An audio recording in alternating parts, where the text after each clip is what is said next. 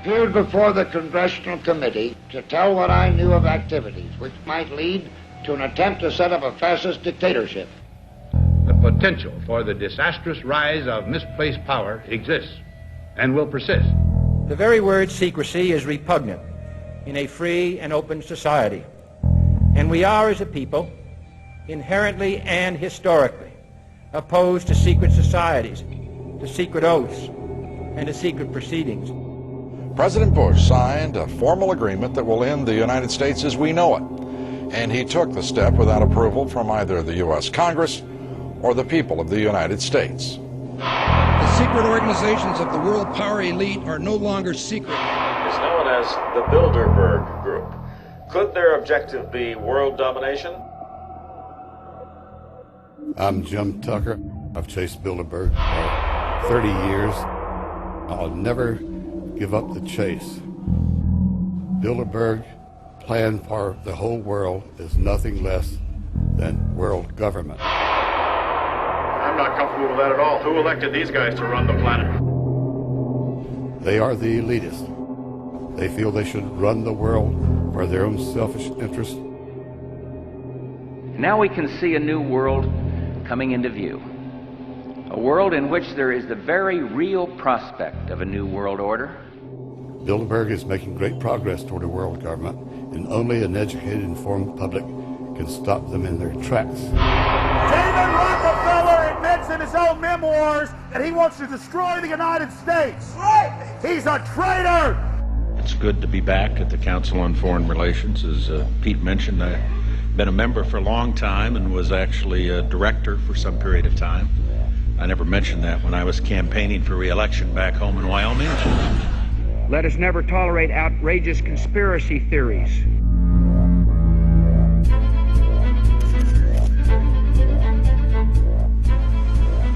I need you to move off the property, please. Some shots were fired.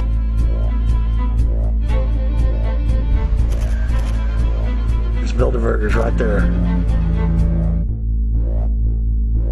The Trans-Texas Corridor is a vital part because we stop here in Texas. We stop the New World Order right here in Texas. This thing started here. And to save this country, we kill this damn thing here.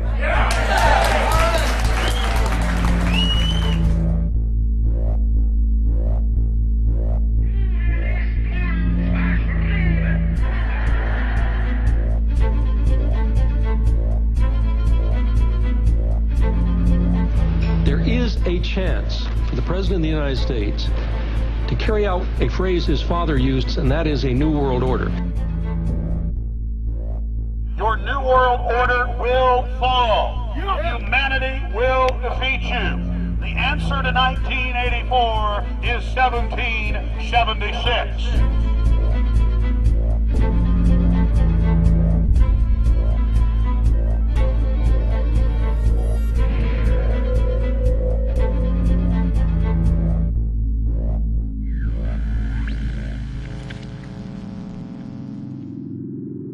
In the near future, Earth is dominated by a powerful world government. Once free nations are slaves to the will of a tiny elite. The dawn of a new dark age is upon mankind. Countries are a thing of the past. Every form of independence is under attack, with the family and even the individual itself nearing extinction. Close to 80% of the Earth's population has been eliminated. The remnants of a once free humanity are forced to live within highly controlled, compact, prison-like cities. Travel is highly restricted. Superhighways connect the megacities and keep the population from entering into unauthorized zones. No human activity is private.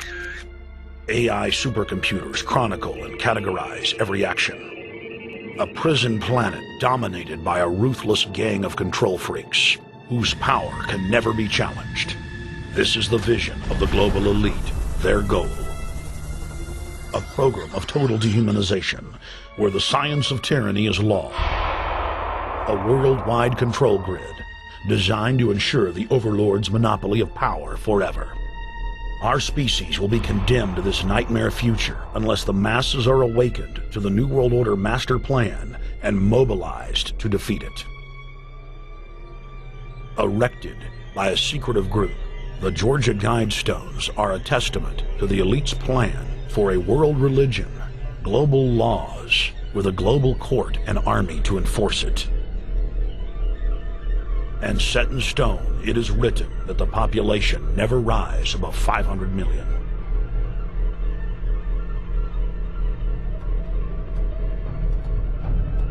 In this film, you will learn how our world is truly governed. You will see how highly secretive roundtable groups interlock to form a global intelligence network.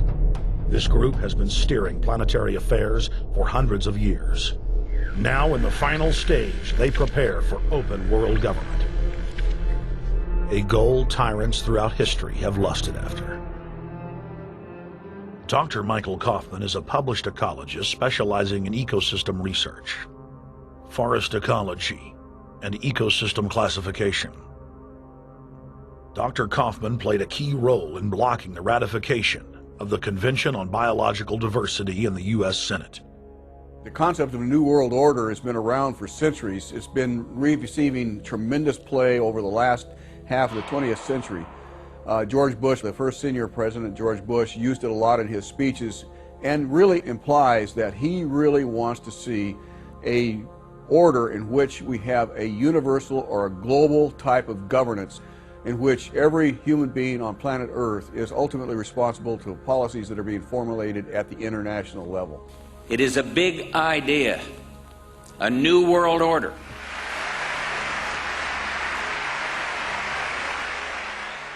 President Bush said that the New World Order was in tune, and that's what they were working for. The UN is part of that government. They're working right now very significantly for a North American Union. That's why there's a lot of people in Washington that don't care too much about our borders.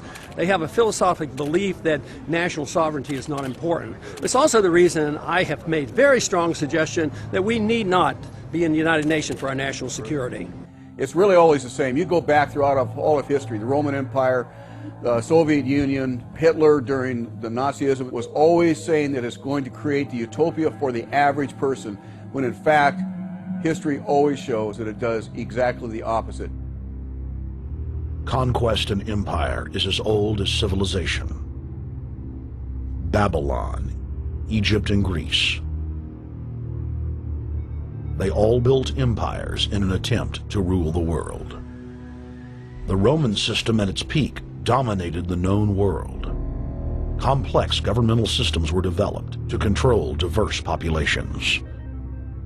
During the period between the 15th and 19th century, new empires emerged and again waged war for supremacy. The nobility, as well as the thriving merchant class, were financed by a handful of private banks. Many of the great money houses would hedge their bets and finance both sides of a war. Sophisticated intelligence-gathering networks gave the financiers a clear edge over the governments they were slowly gaining control of. On the 18th of June, 1815, agents of the British arm of the Rothschild family looked on as Emperor Napoleon Bonaparte fought desperately to save his army from the jaws of a British-Prussian pincer attack. A Rothschild agent was able to get the news of Napoleon's defeat at the hands of Lord Wellington to Nathan Rothschild, a full 20 hours before the news reached London. Nathan, the head of the British arm of the Rothschild family, put out the rumor to the London Stock Exchange that Napoleon had won the war.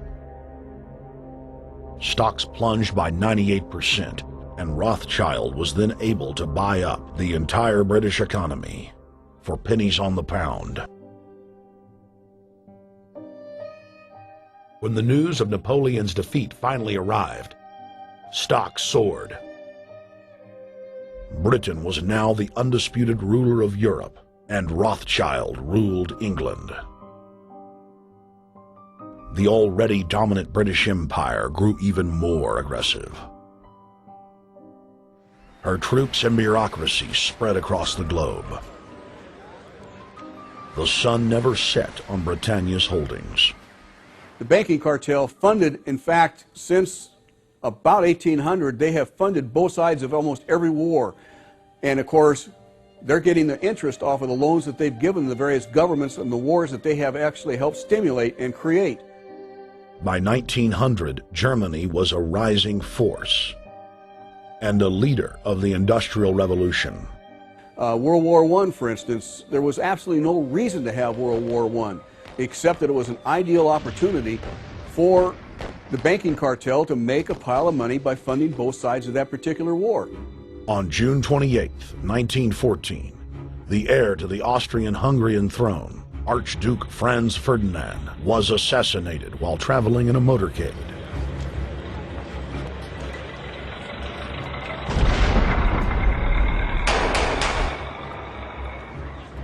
The Black Hand, a Serbian secret society with connections to French and British intelligence, took credit. World War I had begun.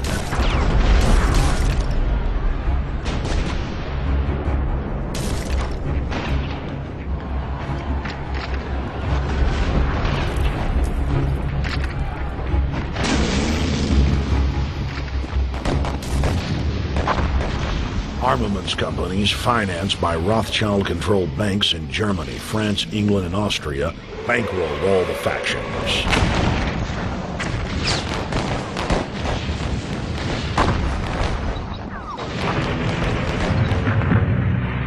At least 20 million were killed in the war. It was a conflict so terrible the people vowed to never fight again.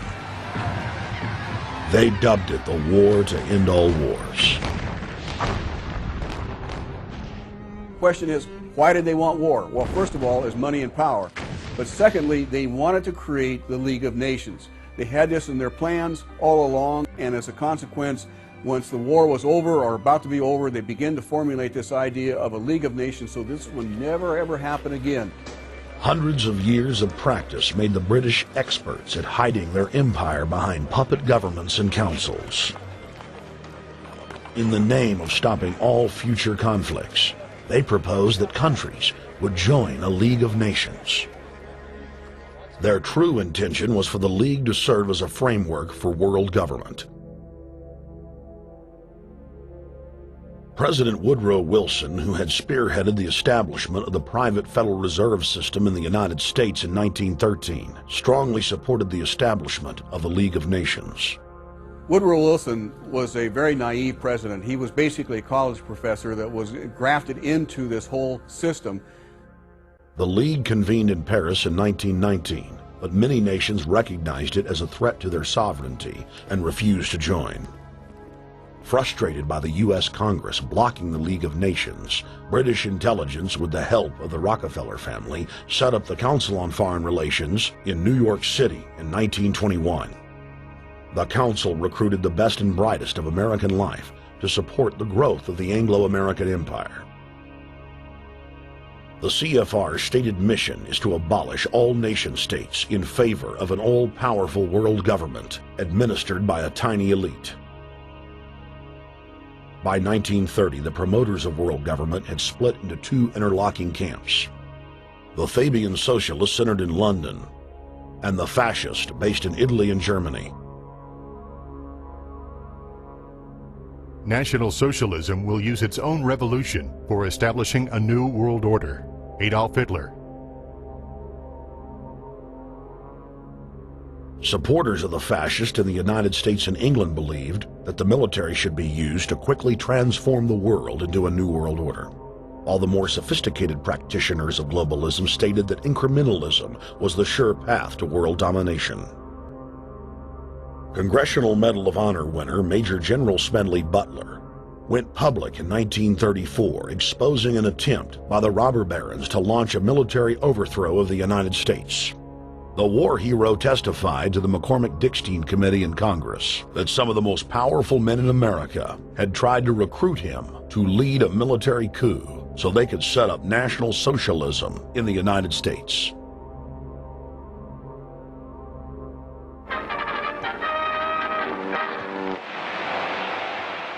I appeared before the Congressional Committee the highest representation of the American people under subpoena to tell what I knew of activities which I believe might lead to an attempt to set up a fascist dictatorship. I was supposed to lead an organization of 500,000 men, which would be able to take over the functions of government. The fascist had also made deep inroads in England. Edward VIII, King of England, was forced to abdicate the throne because of his public support for Hitler. Dass es sich dabei nicht nur das negative Problem der Bekämpfung dieser Lehre und ihrer Organisation handelt, sondern die Durchführung der positiven Aufgabe der Gewinnung des deutschen Arbeiters für den nationalen Staat.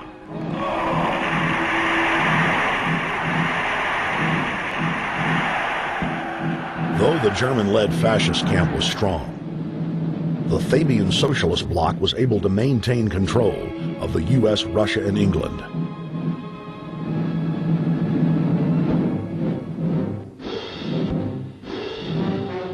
In the build-up to World War II, and during the conflict, the bankers again financed both sides, just as they had done with Napoleon.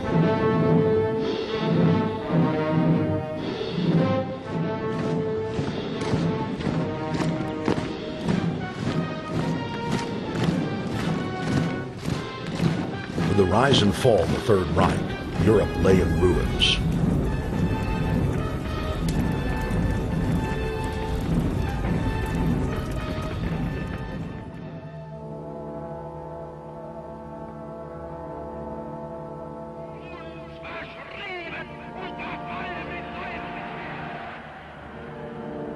Once again, the elite claimed that only global governance could save humanity from certain destruction.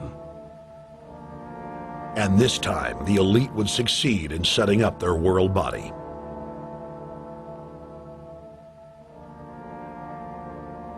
In April of 1945, at the Presidio Naval Base in San Francisco, the United Nations was founded by the victors of World War II. The United Nations complex was then built in New York City on land donated by John D. Rockefeller. Shortly after the elite established the United Nations as their base in the United States, the newly formed World Council quickly began work on the next phase in their plan, the incremental formation of continental superstates. The first step in their trilateral plan was the creation of the European Union. Unifying Europe had been tried many times and was extremely unpopular. Where Napoleon and Hitler had failed to accomplish their goals using force, the globalists would succeed using stealth. The British spearheaded the formation of the Council of Europe on May 5, 1949. The Treaty of London claimed to only establish trade ties between European nations, like NAFTA or GATT in North America. Its true intention was the formation of a European superstate.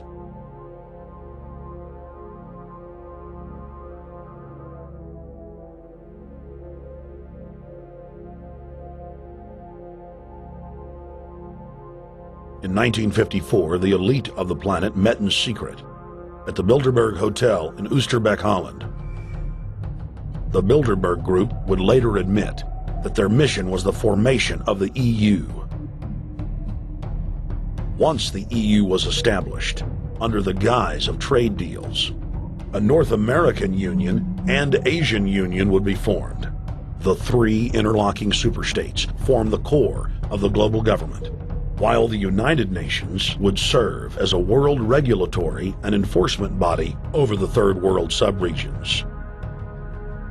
The Bilderberg Group consists of the heads of all of the managing roundtable groups that steer individual countries.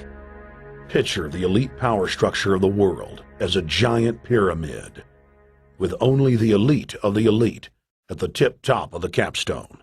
The group has been so secretive that until the mid-1980s, the controlled corporate media denied its existence. Into the late 1990s, coverage only consisted of rare one-line mentions.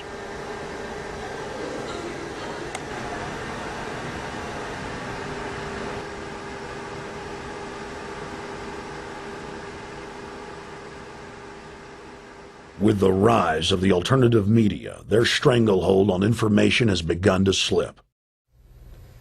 On the outskirts of the national capital today, black limousines with darkened windows converged on a hotel where private security guards imposed ironclad control.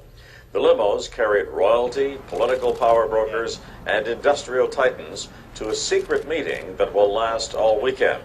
It's known as the Bilderberg Group. Could their objective be world domination?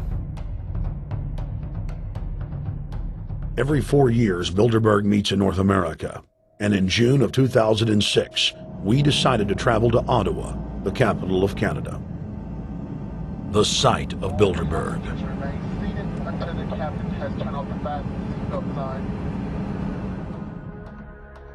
In Bilderberg's long history, many reporters attempting to cover the group have been harassed, detained, and even jailed. I jokingly reassured my cameramen that the horror stories we'd read about were probably exaggerated. I was wrong. We know reporters get detained at airports, people aren't let in. We know people get sent to the jailhouse for 3 or 4 hours. It happens every time. Well, it happened to Alex Jones this time. They admitted Bilderberg that they've had pressure put on them by the government to heighten security, and that's why all this happened. Yes, I was told that by 2 separate people. They scoured our records for hours yesterday and hours today, trying to find something on us, and of course there was nothing. It was just scary. I mean, I've been all over the world, and I've never seen anything like this. It was like hours of humiliation. And they said, "What are you here for?" And I said, "Well, I'm here to, cover the media, covering a political event. I hope to talk to some members of Parliament." I was answering all the questions. It was clear I wasn't a threat. It was clear I didn't have any criminal record. It was clear I was pressed. It was clear I was coming to interview people. They were going to deny me. They told me earlier that I was probably going to be denied, and then you guys showed up, and everything changed. So what's your plan now? My plan is to go out and try to interview Jim Tucker, try to go down to the Bilderberg Group and maybe catch some of them still arriving, and try to still make a documentary.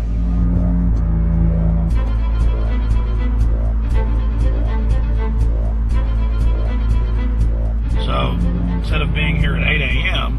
in the morning when the Bilderberg Group attendees, the 100 elite of the planet, start showing up, we're going to be getting here about 3:30 or so, and we'll see if we can catch any of the elites coming in.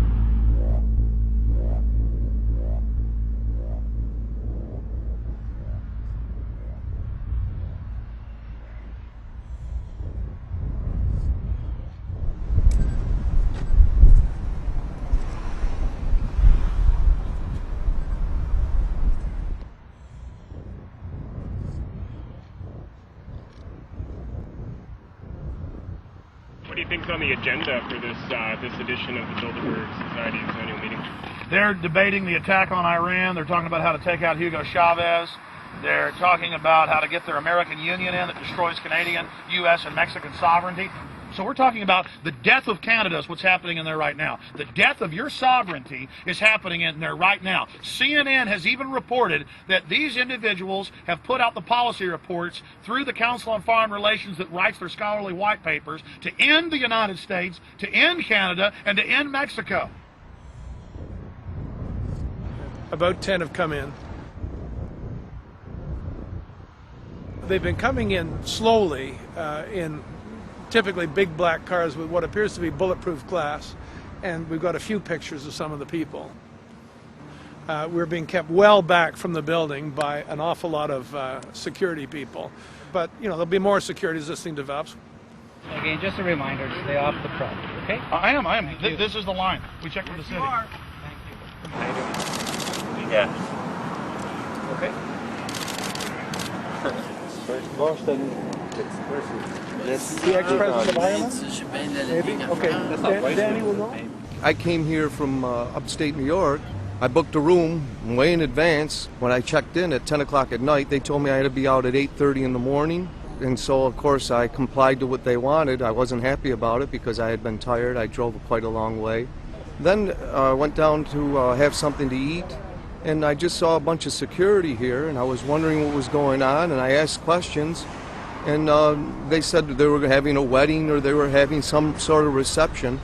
So I decided to ask a couple more questions because I thought it was kind of weird.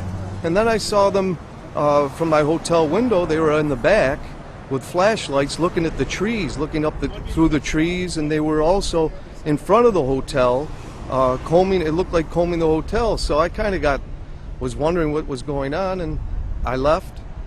I got up this morning. I checked out, and then the fellow that I spoke with, the last fellow I spoke with, said, well, you'll know all about it in the newspaper. Well, I didn't have to wait because there was a group of people out here telling me everything that was going on. They're not fooling anybody any longer when you've got this many cops, you know, and detaining Alex Jones at the border.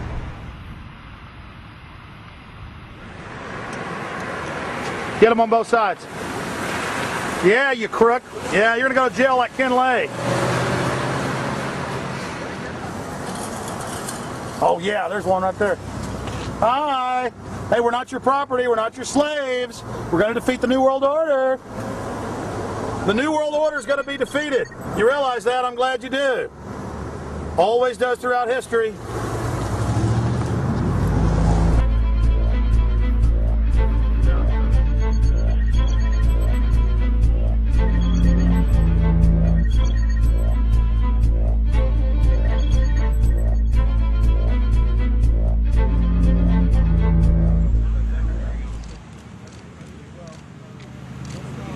The boss.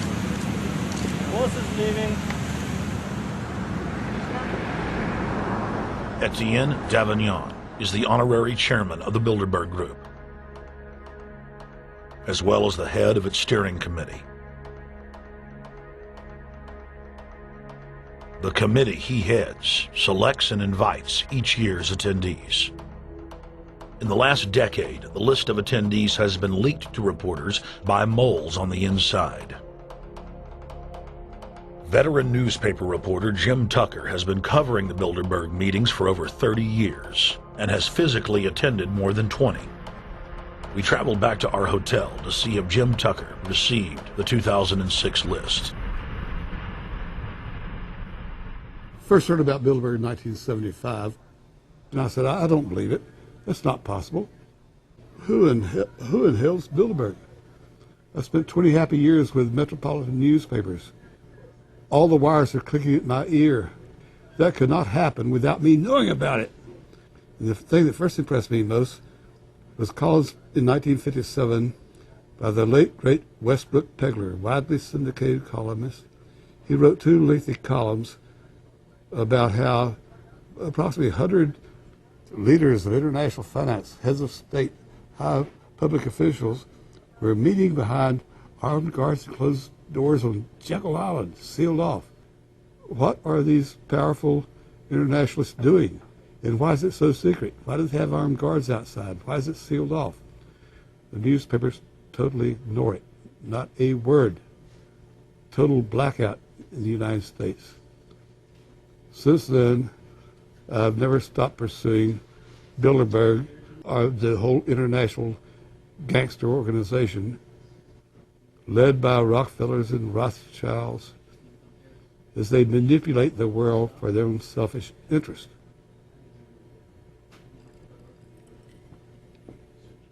Jim, you've been waiting on the list. You normally get it on the first day. You haven't gotten it. We're told it might come in today. How important is that list? It's absolutely essential, although identifying people outside, as we always do, is important too, to find out who is not on their own list. In recent years, someone from Europe has sent a machine copy with a letterhead and so forth without identifying himself. So far, I haven't heard from him.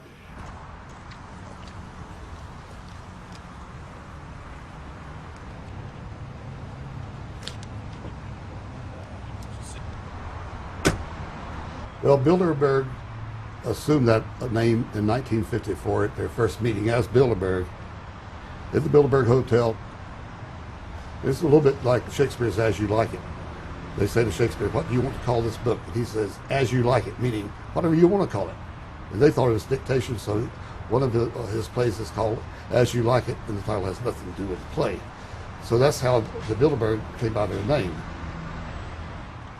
Now, they had been meeting for half a century. The moneyed class had been meeting But they decide they have to meet systematically every year, well planned in advance, in addition to maybe other smaller meetings throughout the year. Sure this is the right turn, Jim? No. Let's see if it starts.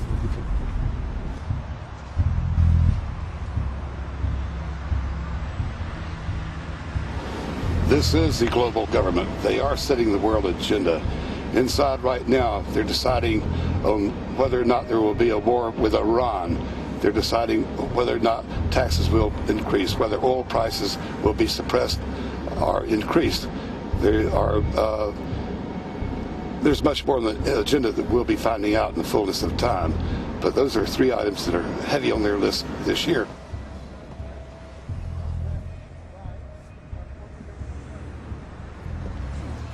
This is Jim Tucker, ladies and gentlemen. 27 years covering these crooks. Mr. Tucker, pleasure to meet you. The media said he was crazy, it didn't exist. Now we forced him. 120 of the world's most powerful men, heads of state from Europe, high officials of the United States government, Treasury, White House, state, defense. They're setting the world agenda now. The reason they want secrecy is because they're doing evil. Evil is done under the cover of darkness. Good works are done in the sunshine.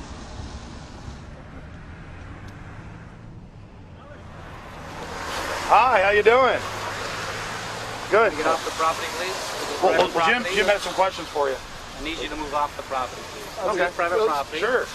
It's a public sidewalk. Oh, yeah, we are cooperating. Thank you. Right onto the sidewalk. Yeah, there's no implication that we aren't cooperating. Right onto the sidewalk and stay there, please. Sure, yeah, thank you. Great. Jim has some questions for you. Again, I need you to stay right on the sidewalk. Yeah. Thank you very much. We actually checked with the city. The property line's actually right here. Also, that's good. Property line's actually right here.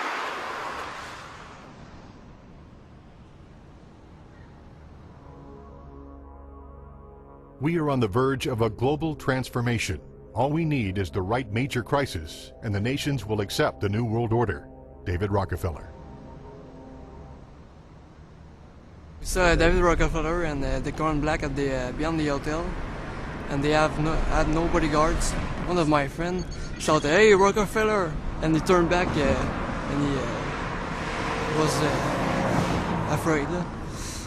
My name's Rene. I'm from Manitoba. Drove about 26 hours to get here, just to show that I'm against the Bilderbergers, just to fight for my freedoms, fight for my rights, make sure that my children can grow up in a free country.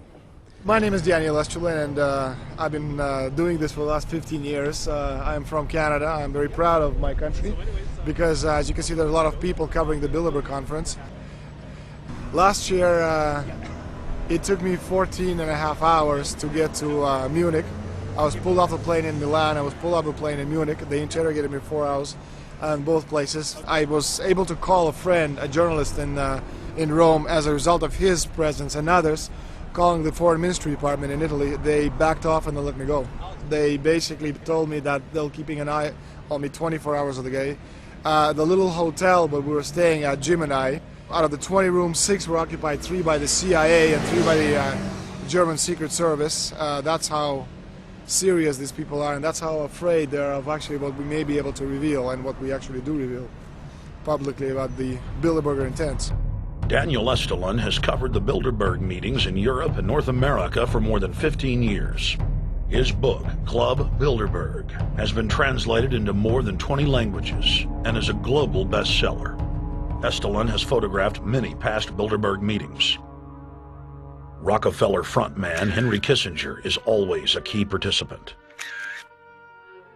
Here you see the president of the CFR, Richard N. Haas, followed by Vice Chairman of Rothschild Europe, Franco Barnaby, who is speaking with Henry Kravitz. And behind them is Richard Holbrooke, former U.S. Ambassador to the United Nations. The head of Daimler Chrysler, Jürgen Erich Schrimp, arrives by helicopter.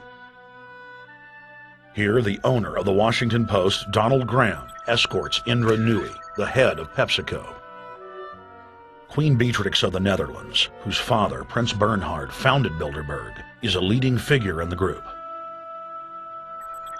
Of course, globalist kingpin David Rockefeller, seen here with his bodyguard, James Ford, always attends.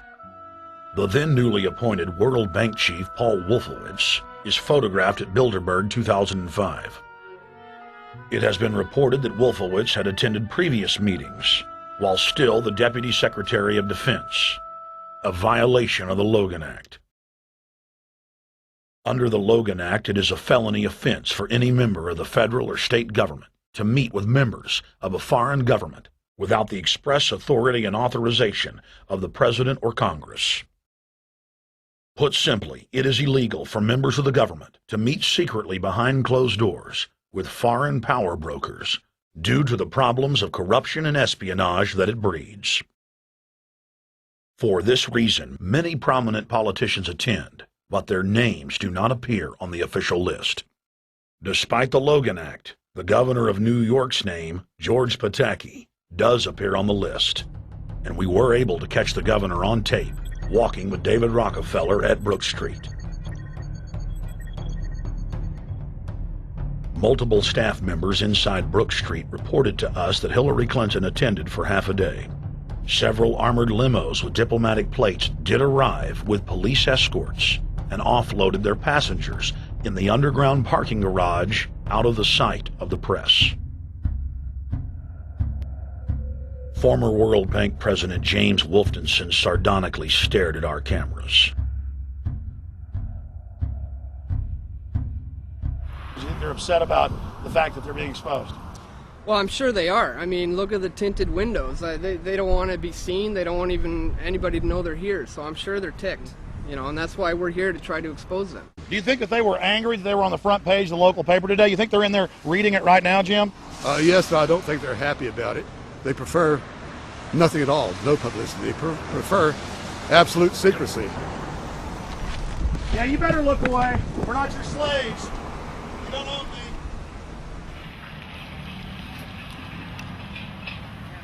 Did you get a list of the attendees and everything, or no? No, I've asked for one under a slight variation of my name, and I don't know if I'll get it or not. Also, it could happen today. For the last 3 years, I get back to the hotel. And there's a copy there waiting for you.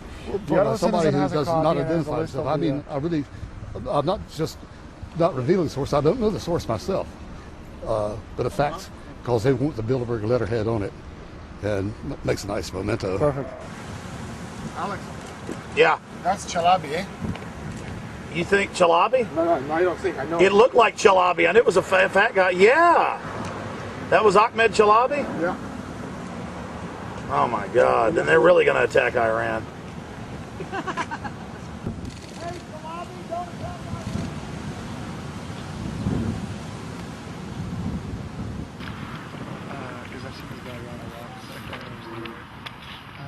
This guy is too, but our president. I have it. It's S, scanning everything. Adrian Woolrich, Maria Monti. Over the last couple of years, they've been reeling with the amount of leakage that they've been experiencing, so it's getting harder and harder. But again, it will never get too hard for us because of the sources that we have inside are top-notch sources. People who are actually working for them, the Secret Service, the second layer, people in the Bilderbergers, the clerks, the administrative office, they are there. They are our eyes and ears, and every time there's something out, we always get the information. That's Francisco Pinto Valsabao. I think that's the Queen. It's the Queen. Yeah. Oh my God, you can't kiss her ears. You see her? Yes. Oh my God. Queen of Holland. What usually happens, the Secret Service guys who are protecting the Bilderberg delegates, the staff, the cooks, the chefs, when they actually get to see and to hear what some of these nasty people are talking about, they're the first ones to look for us and the first ones to make sure that we get the information from the meeting. We're very rigorous with information that does come out. We double, triple, and quadruple confirm the sources, make sure that all the information checks out. A lot of the stuff, the Bilderbergers have planted information, make sure that this disinformation nullifies the accuracy of the reporting, which is why we never publish the first thing we hear.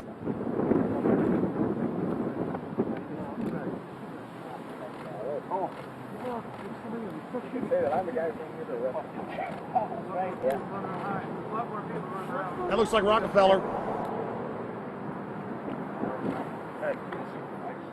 The decisions that these people take, again, they're not only decisions affect business community, they affect politics, business, environment, across the entire spectrum.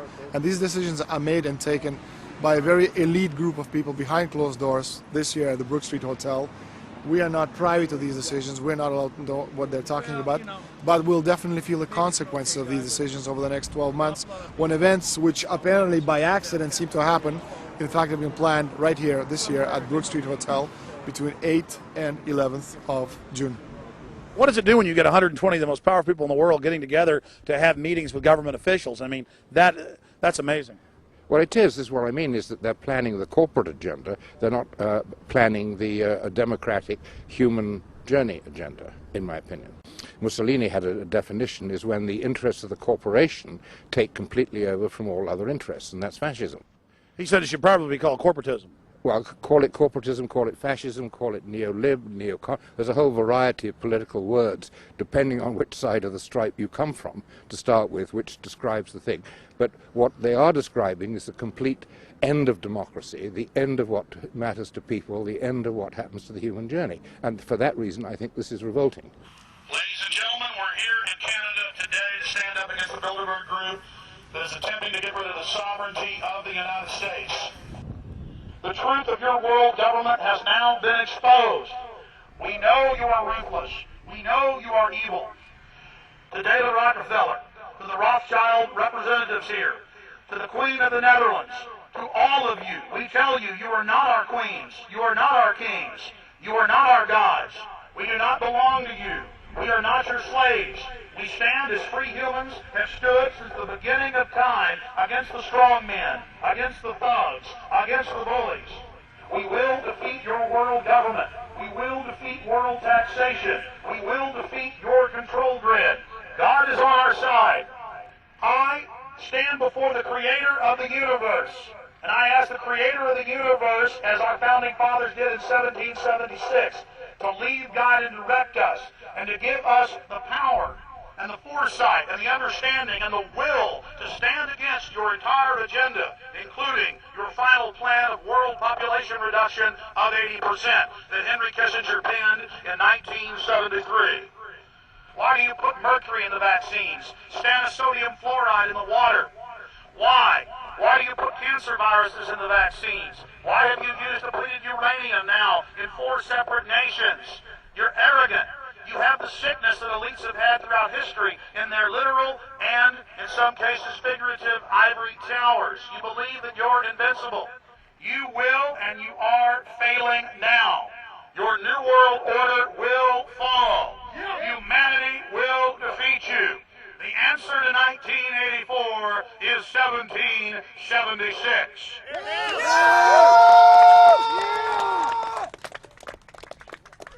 Bilderberg is an elite organization, and the way it works, the protocol of the meetings is the staff, after they're vetted out, they're told exactly how they're supposed to behave themselves, meaning that they can never address the attendees, they can never speak to them unless they're spoken to first, they can never look them in the eye.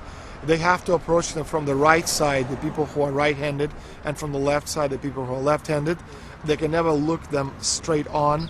And needless to say, all the information that is being spoken during the conferences is under no circumstances allowed to come out. That's what they're told. They're threatened with not being able to find another job anywhere in the sector if they reveal any information to the press.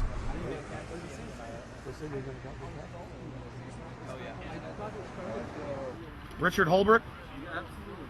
Ambassador Richard Holbrooke thought the peasantry wouldn't recognize him if he took a stroll off the grounds of Brook Street.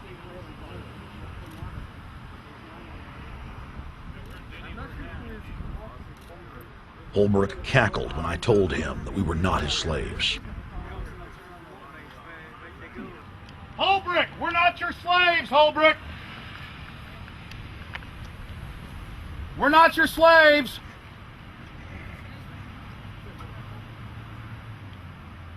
Holbrooke, we don't belong to you. We're not your property. Get back on the sidewalk. We're free humanity! Yeah, there he goes. Howard. They love it.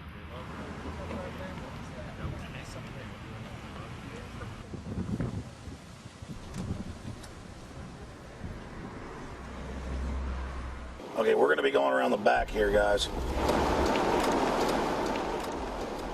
Hey guys, how you doing?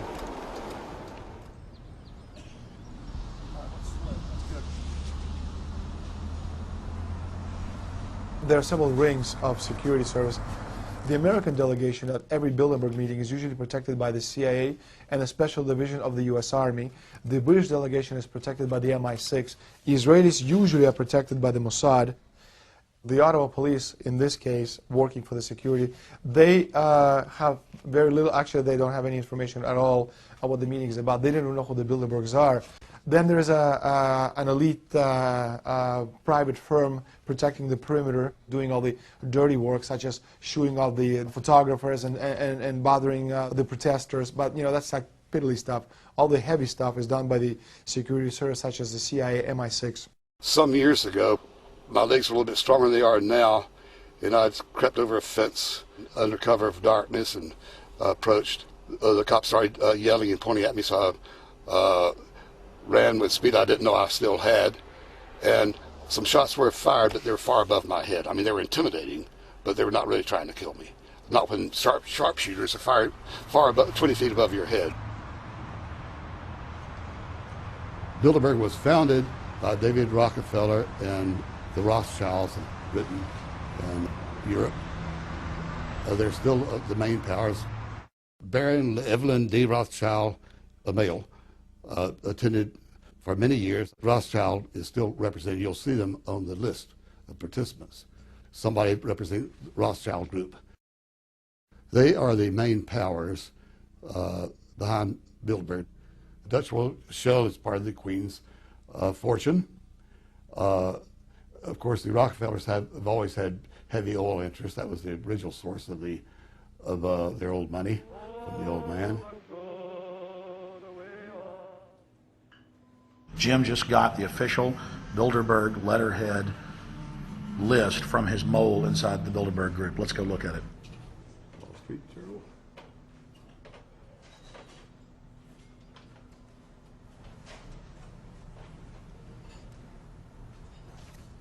So, Jim, you got the list. Yeah. Did we identify Wolfowitz as being here because he's not on the list? No, we positively identified Wolfenson. Yeah, he's on the list. Yeah, there's Wolfenson right there, James Yep. Wolfenson. But aren't there always people who aren't listed? Yep. Over the years, we've identified like sometimes one, sometimes three people who are not on their own list who have attended. Now, I think what is very difficult for most people to understand is how such a small group of 125 men and a few women control a population base of 6 billion people. Actually, it's much easier than you think. These people work on what I call systemic methodology, meaning that you take a pie, just imagine you take an apple pie and you slice this apple pie into lots of very small pieces, and you put in front of each one of these pieces your men or women of trust. And by controlling this individual, you control an entire organization.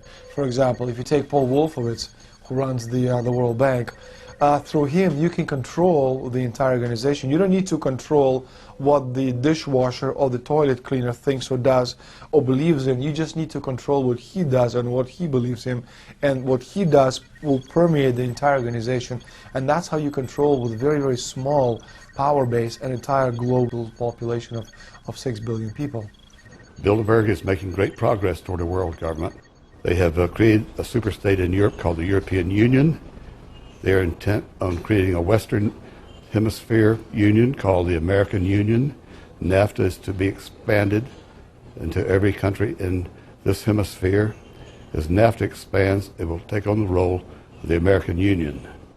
And only an educated, informed public can stop them in their tracks. We went into downtown Ottawa and talked to locals to learn if they were aware of the elite meeting in their city.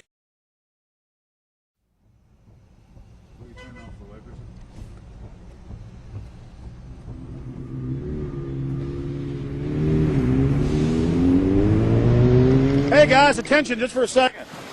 I just need to tell you that a group just met here in Canada and they're trying to get rid of your sovereignty, merging you with the U.S. and Mexico. See, it's not funny, I'm serious.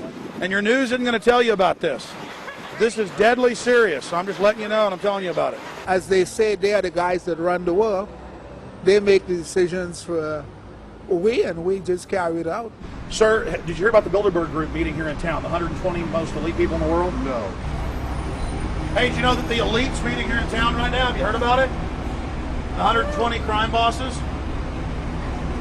None of you heard of it? None of you guys have heard of the Bilderberg group? They're meeting right now. In the city, around 10% of the people were aware of the New World Order agenda.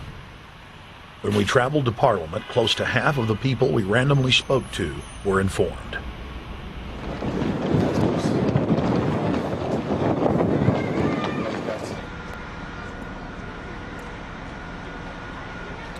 Ma'am, what did you say about the American Union? It's going to end up happening. We don't want it, but it's going to happen. Why do you think? Because the Bilderberg Group runs the world. You have the Trilateral Commission, that's also part of the Bilderberg, which is the United States, Europe, and Asia. But most of this is public knowledge. Nobody wants to believe that there are conspiracies, that world leaders are already elected before they're voted on. So here we know that Bernard Lord is part of the outer circle. I was surprised to read that Harper addressed the group in 2003 because my understanding was nobody gets into politics without becoming part of the Bilderberg group. And then you find out afterwards that that is the case, that they have... Well, yeah, well, Bill Clinton went there in 91, George Bush Sr. back in like 85. And Blair, same thing. Who we think that we're electing as leaders have already been pre-picked for us. Whether it's liberal or a conservative, they're already part of the group. They own all the horses in the race. They own the horses, and I understand that, for example, in the United States, it's a one-party system with two factions, though you think it's two different parties. Oh, it is, yeah. So it's like Bill Clinton constantly vacations with the Bushes, and they call him their son, and they actually staged all that in '92, and all that's come out. It's just all staged. They're not going to let trillions of dollars slip through their hands. The good news is people are waking up, though. When you read human history, when you study it, all you see is elites trying to dominate, subterfuge, Machiavellian backstabbing, and somehow in the last 50 years they convinced Westerners that the government's fine, can do no wrong, trust them. How did this happen? It's easy to lead sheep. I mean, people just follow. They don't want to believe these things will happen. No way. We'll just follow along with the norm. That's all. It's just makes it easier for everyone. What's your view on losing Canada's sovereignty? I like this country to stay as it is, and I love the United States to be there. Back in Austin, the capital of Texas, the public was frighteningly unaware of the nation's peril.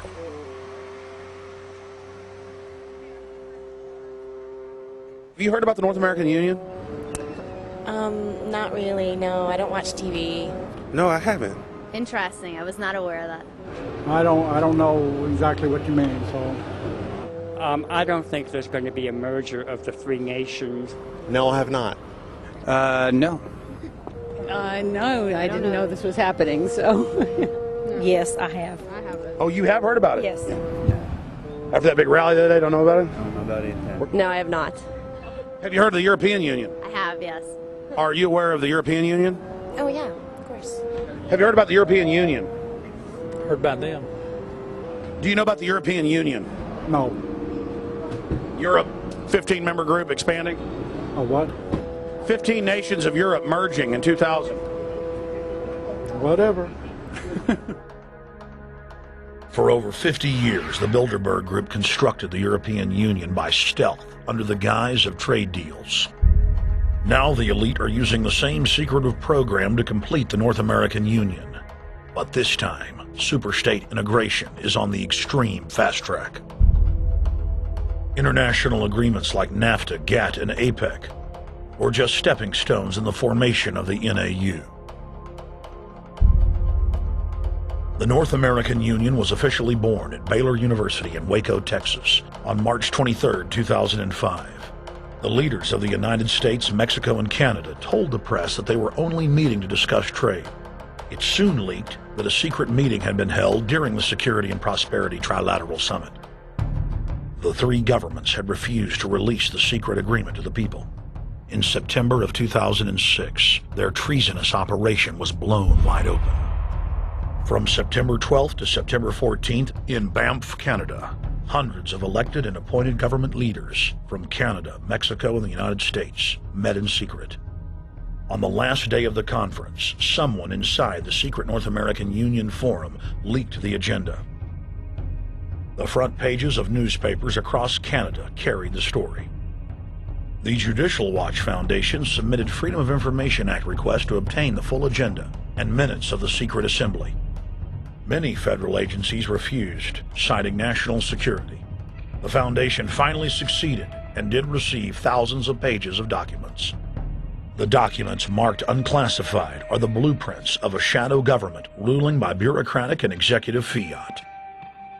The pages chronicle an already operating North American Union. Transportation, law enforcement, agriculture, regulation, banking, manufacturing, construction, education, immigration, and even the military are being merged with no input from the people or their elected representatives in Congress and Parliament. One of the first items on their agenda was to stress how important it was that their plan, quote, be carried out by stealth. The controllers also talked about exploiting the public's fears of climate change to push a continent-wide tax to fund the new government. Globalist tool Robert Pastor is incessantly paraded on the world stage as the man behind the North American merger. When he testified before Congress, he pushed the idea of a continental security perimeter that erases national boundaries and merges the security apparatus. The best way to secure the United States today is not at our two borders with Mexico and Canada, but at the borders of North America as a whole. In fact, the North American Command, based in Colorado Springs, Colorado, was clearly running the meeting in Canada. For the past decade, the Pentagon has been training with Mexican and Canadian forces and has openly discussed using them inside the United States for disasters and to quell domestic unrest. There are already over 100,000 non-U.S. citizens serving in the U.S. Armed Forces. The Pentagon is now expanding its recruiting centers in Mexico, the Philippines, and Eastern Europe. Big city police departments nationwide are lobbying to change laws so they can recruit non-citizens to join the police force. What we are witnessing is a Red Dawn scenario in slow motion. Tyrants throughout history have brought in foreigners to oppress their domestic populations.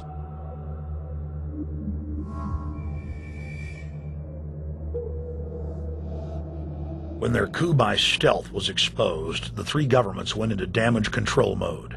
The Security and Prosperity Partnership quickly staged a show summit that was held in Ottawa, Canada in February of 2007. It is the only way that we can achieve security and prosperity for our people is through this cooperation. We actually occupy one physical space, the North America. We've also had a chance as foreign ministers to talk about how we cooperate in the region and indeed in the world.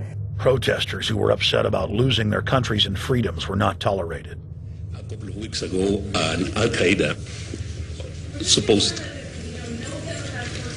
Whatsoever, the Security and Prosperity Partnership has been signed without any sort of protest or debate. Globalist publications have been open with their frustration that the population has not bought their latest PR stunt. As integration inside the European and American unions accelerates, the superstates themselves are being merged. On April 30th, 2007, a summit was held at the White House. The Security and Prosperity Partnership's secretive approach had alarmed the public. So this time, President Bush, German Chancellor Merkel, and EU Commission President Barroso hid their treachery in plain sight. Thank the Chancellor and Josie very much for the transatlantic economic integration plan. And for that too, we need to develop a common market, common standards.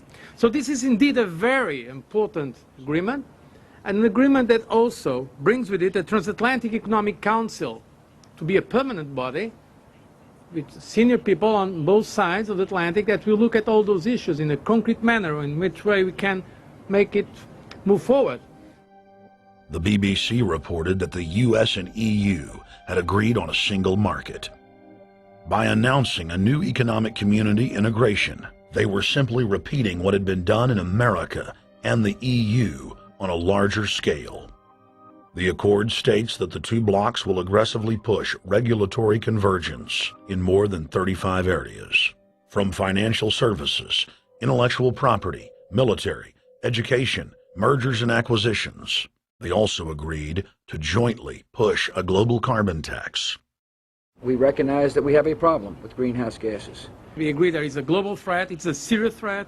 We agree there is the need to establish a limit to greenhouse gases. We need to discuss the possible pricing of CO2. How can we translate this into a market economic compatible scheme? We have agreed to establish a high-level group, a forum. This EU-US result is translated into the G8, debated together with the outreach countries, China, South Africa, Brazil, among others, and India. A global solution to a global problem. If Bilderberg succeeds, America falls. All the victimized countries lose their sovereignty. Bilderberg is not a person, it's not an idea, it's an ideal, a very powerful group of people working together and from the positions of ultimate and absolute power, destroying every constitution on earth, no matter how powerful the constitution of the nation is. That's what these people do. The African Union arose out of the African Economic Community, set up in the early 1980s. The African Union is financed by a consortium of international bodies, governments, and corporations. The African Union Army serves as an enforcement arm for the New World Order's exploitation of Africa. In Asia, APEC and ASEAN have announced plans to form the Asian Union, consisting of Asian and Pacific nations, having more than 3 billion people within its borders. APEC will become the Asian Pacific Union, and the world is to be divided into 3 great regions for the administrative convenience of the world government in which the UN is to evolve. As the unions form individually, they are simultaneously merged to form the first planetary government. They're trying to destroy every nation on earth which is trying to promote progress, because these people basically they are landowners. They don't need progress because they control the land. If you take the most powerful man in London, the people who belong to the Council and the Committee of 300, who belong to the Bilderbergers, the British royalty, the Guelphs, the black nobility of Venice and Genoa, these people they're landowners. The New World Order is the old world order. I mean, it's just the names have changed, the appearances have changed, but the concept hasn't changed. The idea is still to bring the men back, kicking and screaming back to the Middle Ages, post-industrial age world order. One of the things that is very shocking to most Americans is the fact that the United Nations Global Biodiversity Assessment, which came out in 1995, clearly shows that in order to protect planet Earth, we have to go back to a feudal system. They actually said that in the document. To craft a modern feudal society, the globalists are implementing a standardized North American Union ID card to track, trace, and control their serfs as they travel throughout the 3 regions of the NAU. Building on the massive displacement of humanity caused by globalization, the New World Order is rapidly constructing the physical infrastructure of the North American Union, the NAFTA Superhighway Control Grid. I'm Arthur Peterson, Colonel retired in the Army. I see things today that are happening that would make my friend who died in World War II turn over in their grave. To think that people would even consider confiscating land of farmers and ranchers and taking their homes away from them to turn it over to a foreign company in Spain, which was controlled by Don Carlos, I understand, a notorious socialist, and they get the tolls on Texas land for 50 years. The proposed Trans-Texas corridor would be a patchwork of superhighways and railroads stretching 4,000 miles from the border of Mexico, cutting through Texas to Oklahoma. A lease has been signed that would make Texas Highway 121 a toll road. A private Spanish company won the bid to build and collect the tolls for the next 50 years. These deals with private companies are being negotiated largely in secret, and many state lawmakers are worried taxpayers are being sold down the road. Critics say it's a threat to our national security. It's part of a plan for a North American integration being carried out by government and corporate elites without congressional or voter approval.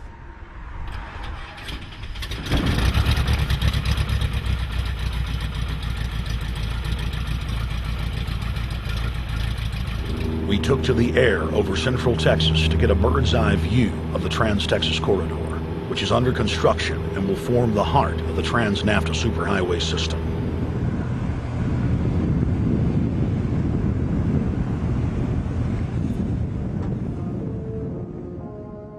History repeats itself.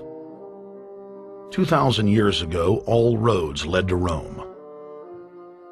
Rome constructed and maintained more than 10,000 miles of roads throughout its empire. The roads were used to project Roman military power, to control commerce, and to bind the nations and peoples they ruled. Rome also demanded tribute. Roman subjects from Albion to Judea were forced to pay a tax to use the roads. The Romans would then use the tax to dominate their subjects. Today's superhighways are a powerful tool in the globalist arsenal. They are instrumental in tearing down national borders and merging nation-states into larger confederations. Foreign governments and corporations are predatorily seizing infrastructure across North America, but nowhere has their attack been greater than in Texas. Texas is the front line. Over 8,000 miles of existing roads and land are being handed over to government-backed foreign companies. Foreign companies buy the legislators, who then turn over complete control to the same foreigners who finance their campaigns. Government power is then illegally transferred to unelected quasi-governmental regional boards that circumvent local governments and the will of the people.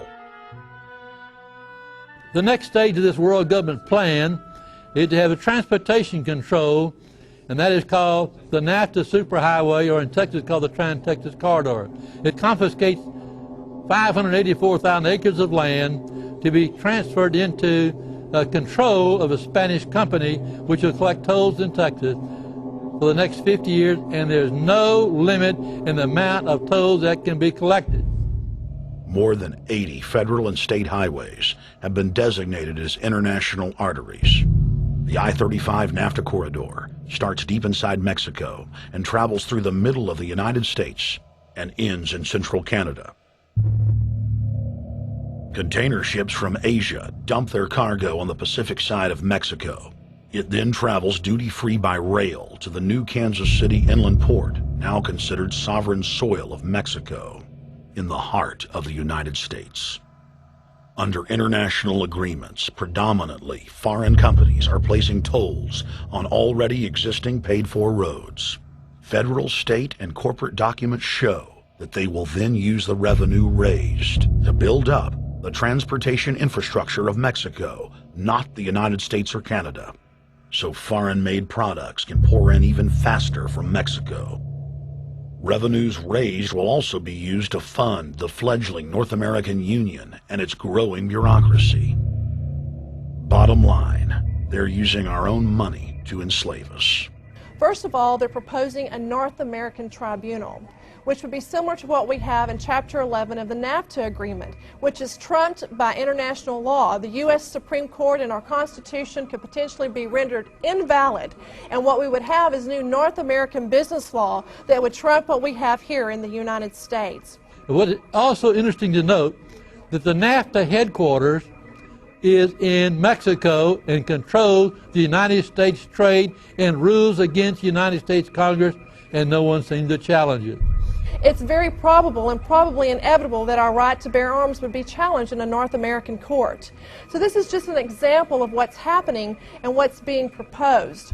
We want to keep our trial by jury system. We want to keep our right to keep and bear arms. We want a system where we have a Supreme Court and not have a tribunal that will be superior to the Supreme Court. In 2005, Cintra, a Spanish-owned company, signed a secret agreement with the Texas Department of Transportation to erect toll roads on existing roads and to toll new roads that were completely paid for by tax dollars. There are people, believe it or not, in Texas who don't know what the Trans-Texas Corridor is. TTC 69, which they'll have the environmental hearing starting this spring on, runs through my part of the state. And there are people over there who have no idea what's fixing to come in their backyard. TxDOT, an unelected state agency, claimed that the agreement with the foreign company was even secret from the Texas legislature. When the truth came out, newspapers across the state called for heads to roll politically. Cintra's response was to have its Australian subsidiary make its first U.S. newspaper buy. Every newspaper they bought was along branches of the Trans-Texas Corridor and had been critical of the toll road plan. The cost of 40 or 50 newspapers is nothing compared to the profits that'll be made. Just Phase 1 alone of the state toll road plan is estimated to raise more than $200 billion in just the first 15 years. And Texas is only a small part of the global panorama. A combine of transnational companies is aggressively consolidating public finance infrastructure worldwide, and the same interests are erecting a world government according to their rules. A literal wonderland of corporate corruption, where governments simply act as vacuum cleaners, sucking up the wealth and resources of the middle class and transferring it to offshore bank accounts, leaving behind a cultural and economic wasteland of easily managed slaves. The whole purpose about the North American Free Trade Agreement is not about trade, it's about control. Control of people. CAFTA is even worse. Control of people. It's not about trade, it's subsidized trade with taxpayers' funds. This thing started here. And to save this country, we kill this damn thing here. To stop it here in Texas, we stop the new world order right here in Texas. Polls consistently show that over 90% of the people are against the NAFTA highway systems and its toll roads. As the people learned of the threat, they got angry and took action. Our ranch is part of the original Spanish land grant, and I would love to not have to give it back to Spain.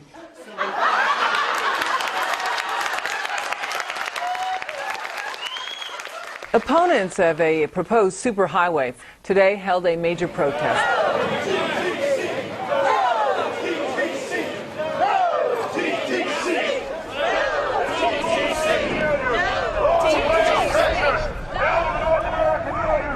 A majority of Texas counties have voted to resist the plan for a North American Union and have vowed to block the construction of its infrastructure. Heck, we already know in a law that was passed by a subservient United States Congress, where practically nobody in the entire Congress stood up and said no, they've already passed a law saying all their driver's licenses are going to be chipped. Well, I'm telling you right now, I'm not going to carry in a driver's license that's got a chip in it so Big Brother can watch everywhere I go and shoot and see everything I do. No, no, hell no. No, all of it. No, no. We, the people, own this plot of ground. We, the people, own those trees there. We, the people, own our beautiful Texas, and we are not going to let a bunch of crooks and robber barons take our beautiful Texas away from us. Hell no! Hell no! No, no, no!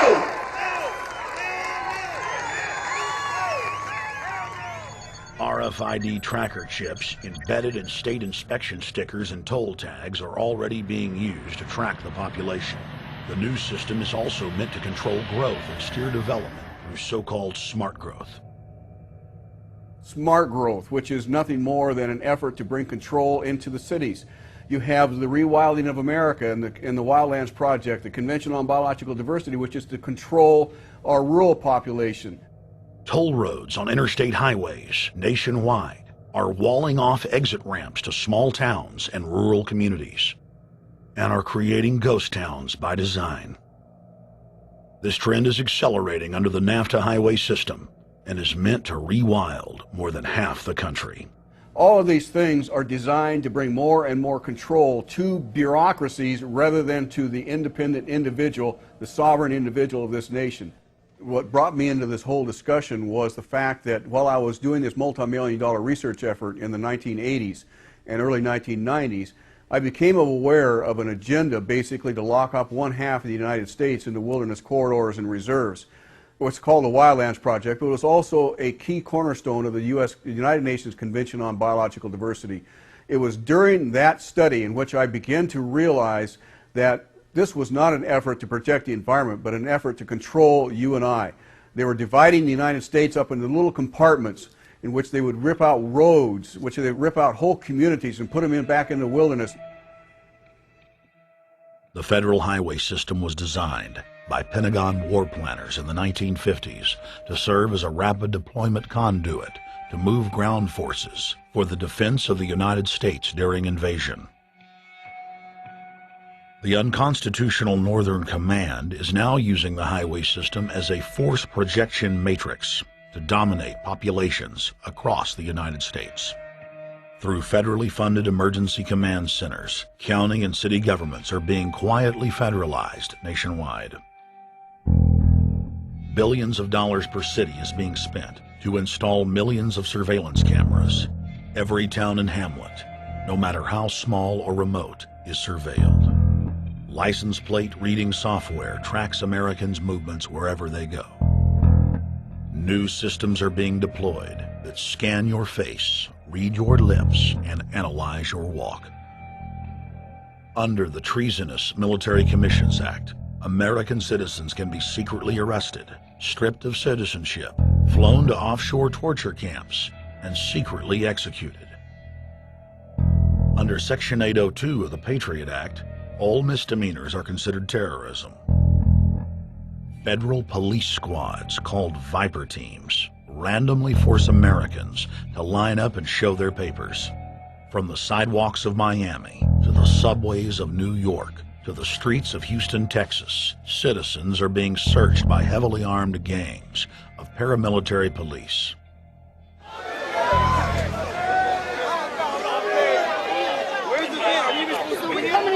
Come on, guys, come in. Yo, can you get that camera off of us, sir?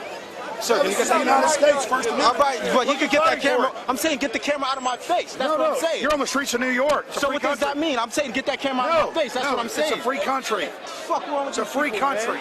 Get this damn camera out of my face. Hey, this isn't Nazi Germany. There's no camera in your face. God. Hey, move to Russia, okay?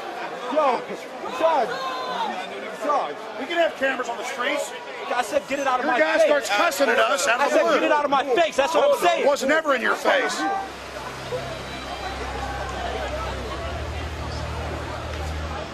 Yo.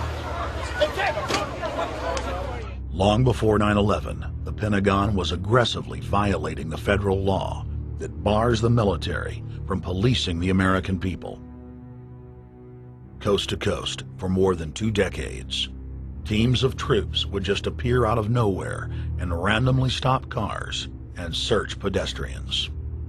The acclamation accelerated with regular Army searching bags at the Super Bowl and the Kentucky Derby, as well as other high-profile events.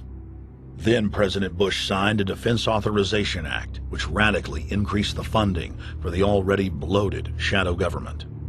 In the act, the executive branch formally announced that it was preparing for domestic insurrection and went on to preemptively strip the state governors and legislatures of their powers.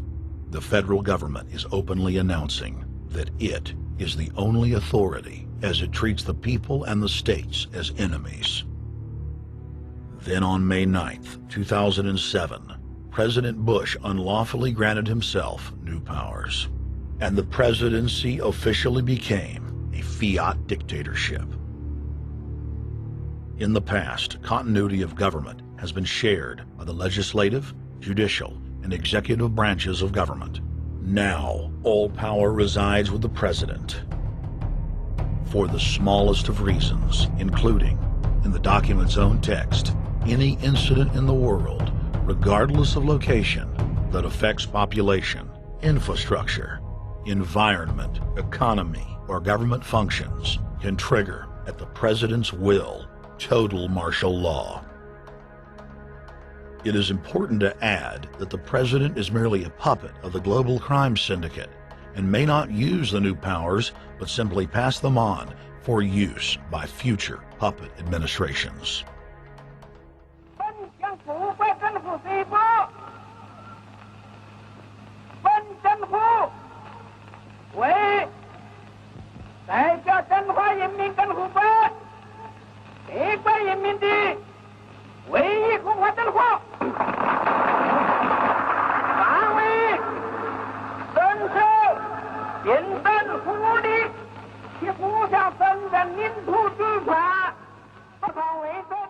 Приобретена эта победа.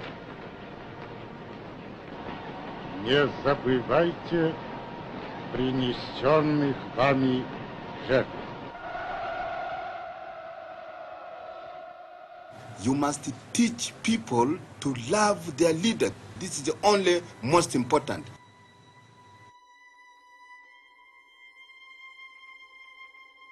Why don't we learn from the mistakes of our ancestors? Why does humankind find itself bound in a cycle of bloodshed and enslavement? Predatory elites have always rationalized their oppression by claiming that they are superior and have the divine right to rule, when all they really are is a gaggle of ruthless psychopaths, parasitically feeding on the host population until their cancerous movement causes the collapse of the host. There have been thousands of tyrannical governments in history, and less than 10 that can truly be called free. In the 20th century alone, over 150 million people were murdered at the hands of the state. In Russia, the Red Terror consumed the lives of more than 60 million men, women, and children. Hitler's war killed 22 million. During Mao Zedong's reign alone, more than 60 million peasant farmers were killed. And the list goes on. 300,000 innocent civilians killed in Guatemala. More than 2 million souls brutally murdered by the government of Cambodia. 1,500,000 killed in Turkey. 300,000 in Uganda. 800,000 plus hacked to death with machetes in Rwanda. Sadly, there are too many examples of innocent families being exterminated by their governments on an industrial scale to name them all. It is a historical fact that the state is the #1 cause of unnatural death. If you take the 150 million people killed by power-mad government in the last century and divide it by 100,000, the number of souls lost would fill the biggest sports stadium, packed with 100,000 screaming fans, 1,500 times over. That's 1,500 sports stadiums, crammed with 100,000 people each, all exterminated. For those who think it can't happen here or won't happen to them, you have been warned. The carnage witnessed in the last 100 years was only the preparatory phase of the New World Order's master plan. 稍有常识的人都会看出，如果我们的铁骑继续前进，这个螳臂挡车的歹徒难道能够阻挡得了吗？ Hitler and Stalin's crimes are now part of history. But the communist Chinese system of evil is not content with racking up the highest death toll in history. The mass murder and enslavement is still going on today and enjoys the full support and sanction of the New World Order.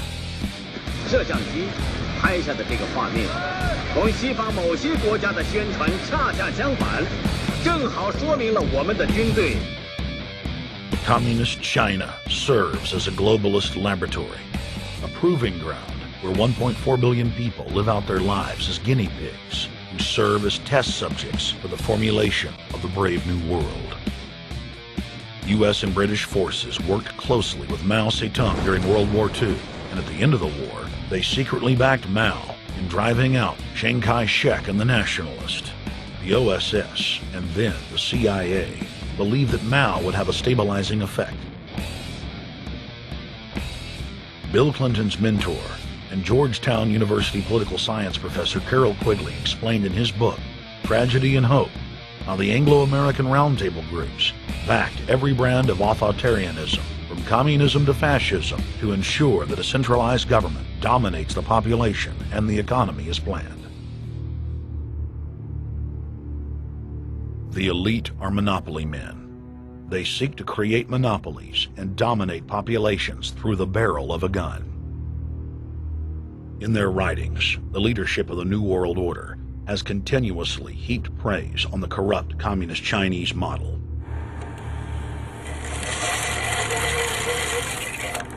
In August of 1973, in an article written by David Rockefeller for the New York Times, Rockefeller openly lauds and endorses Mao Zedong's actions, while celebrating their command and control system. Whatever the price of the Chinese Revolution, it has obviously succeeded, not only in producing more efficient and dedicated administration, but also in fostering high morale and community of purpose. The social experiment in China under Chairman Mao's leadership is one of the most important and successful in history. David Rockefeller, New York Times, August 10, 1973. Communist China is the model, planned society for the New World Order.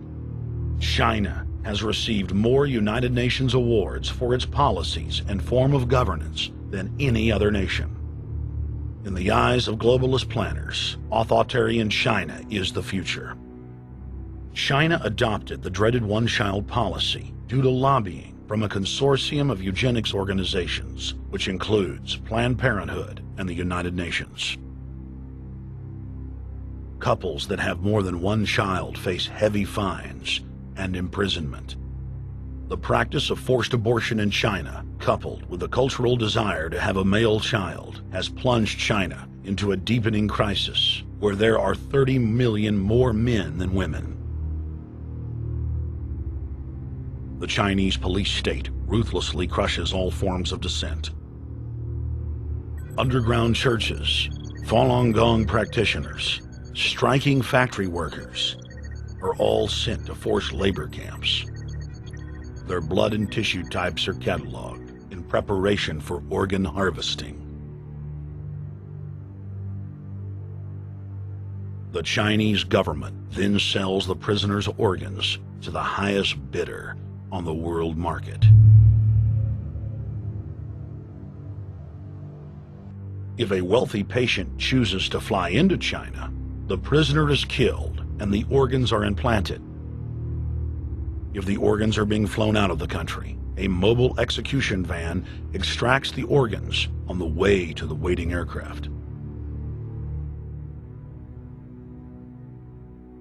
The social engineers of China aggressively euthanize the elderly and disabled. China is merely following the globalist blueprint for the world. The same system of total dehumanization is quietly being phased in worldwide. Depopulation should be the highest priority of foreign policy towards the Third World. Henry Kissinger, 1974. There's a need for a new world order, but it has different characteristics in different parts of the world. Now, none of this may succeed this time, but this to me is sort of the outline by which someday, in the next few years, a solution will emerge. Where does this mindset come from? Why do the elites kill the largest masses of people when no one is resisting them, when they've already attained total control? What ideology drives the elite psychopath? Since Plato's time 2,400 years ago, state planners have openly proclaimed their desire to control every detail of the commoner's life. From breeding programs to mass extermination of undesirables, the dark dream has continued on for millennia.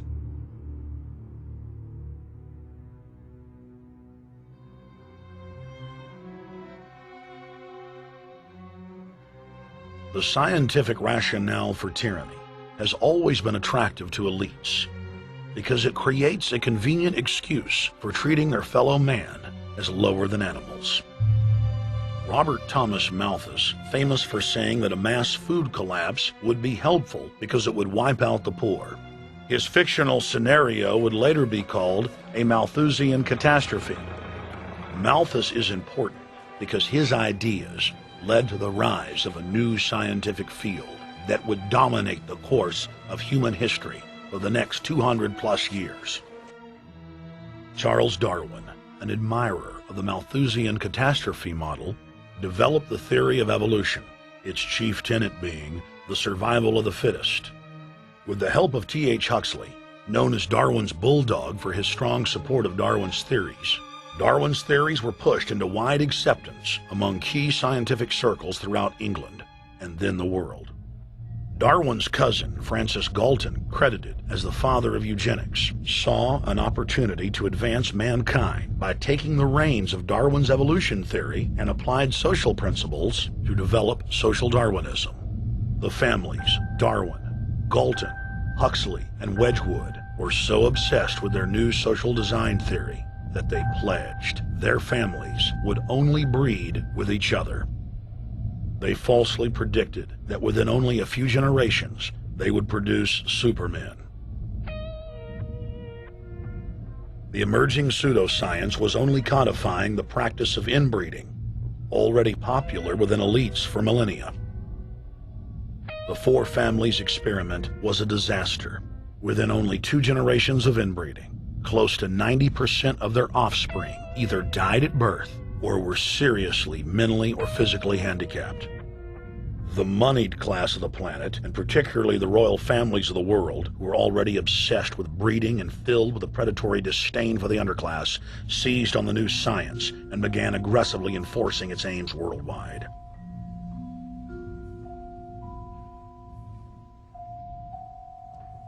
Biometrics appears to be a new science, but it was actually developed by Galton back in the 1870s as a way to track racial traits and genetic histories, and as a way to decide who would be licensed to breed. In 1904, the Cold Springs Harbor Research Facility was started in the United States by eugenicist Charles Davenport with the funding of prominent robber barons Carnegie, Rockefeller, and Harriman. In 1907, the first sterilization laws were passed in the United States. Citizens with mild deformities or low test scores on their report cards were arrested and forcibly sterilized.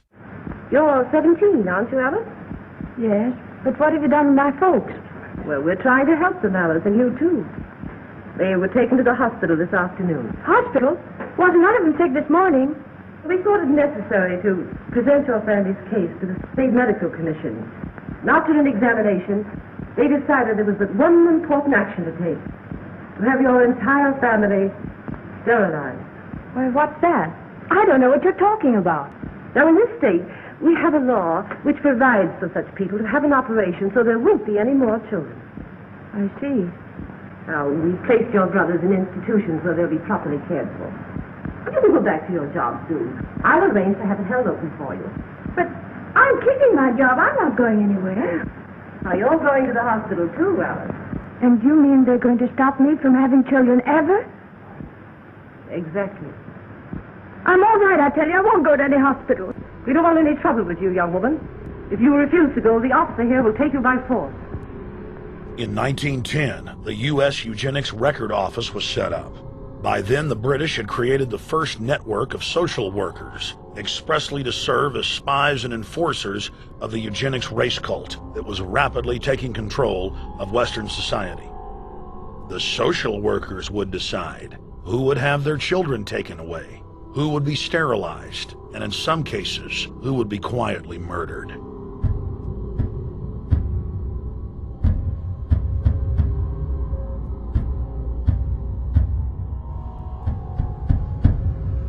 In 1911, the Rockefeller family exports eugenics to Germany by bankrolling the Kaiser Wilhelm Institute, which later would form a central pillar in the Third Reich.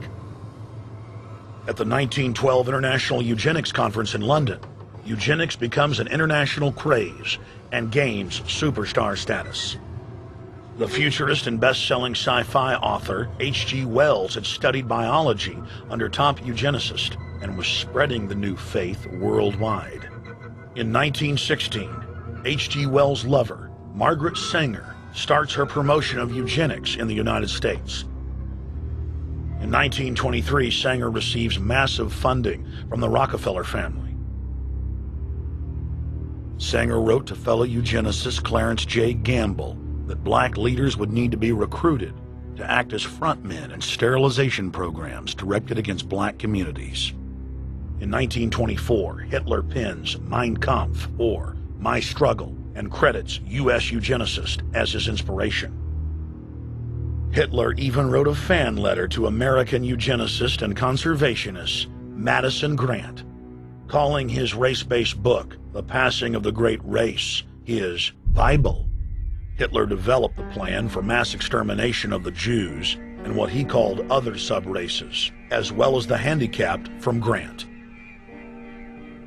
By 1927, eugenics hit the mainstream. The so-called science was aggressively pushed through contests at schools, churches, and at state fairs. Churches competed in contests with big cash prizes to see who could best implement eugenics into their sermons. Major denominations then tell Americans that Jesus is for eugenics. That same year in the United States, more than 25 states passed forced sterilization laws, and the Supreme Court ruled in favor of brutal sterilization policies. When Hitler came to power in 1933, one of his first acts was to pass national eugenics laws, modeled after laws in the United States.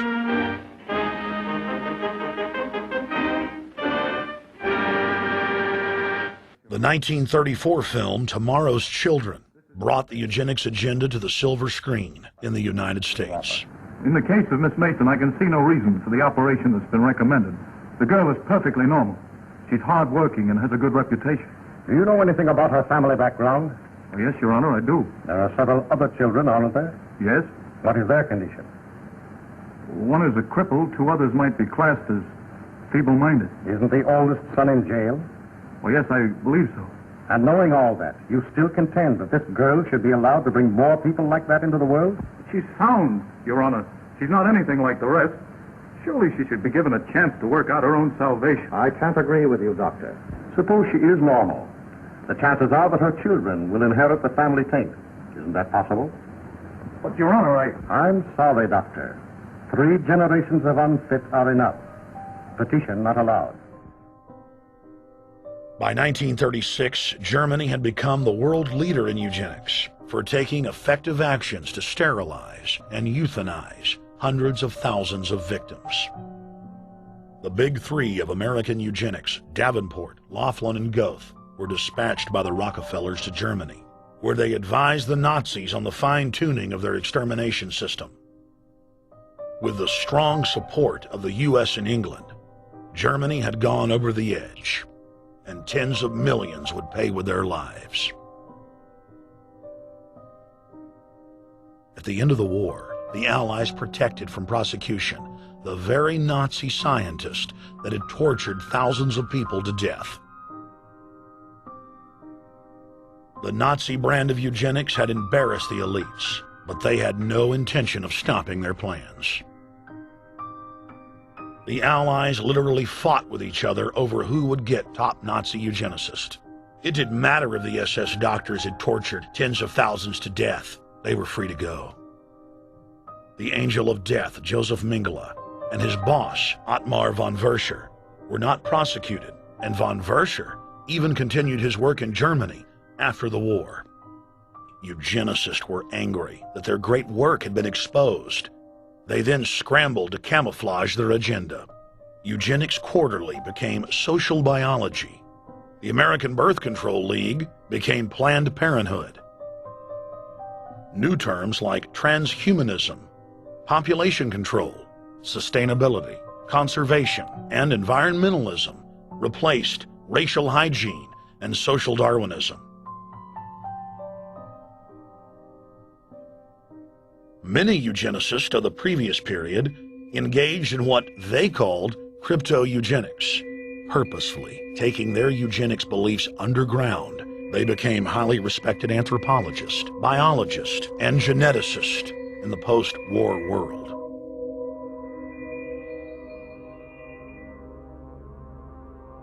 The Allies then smuggled thousands of Nazi scientists out of Germany and placed them in key scientific positions, ranging from bioweapons to rocketry throughout the military-industrial complex.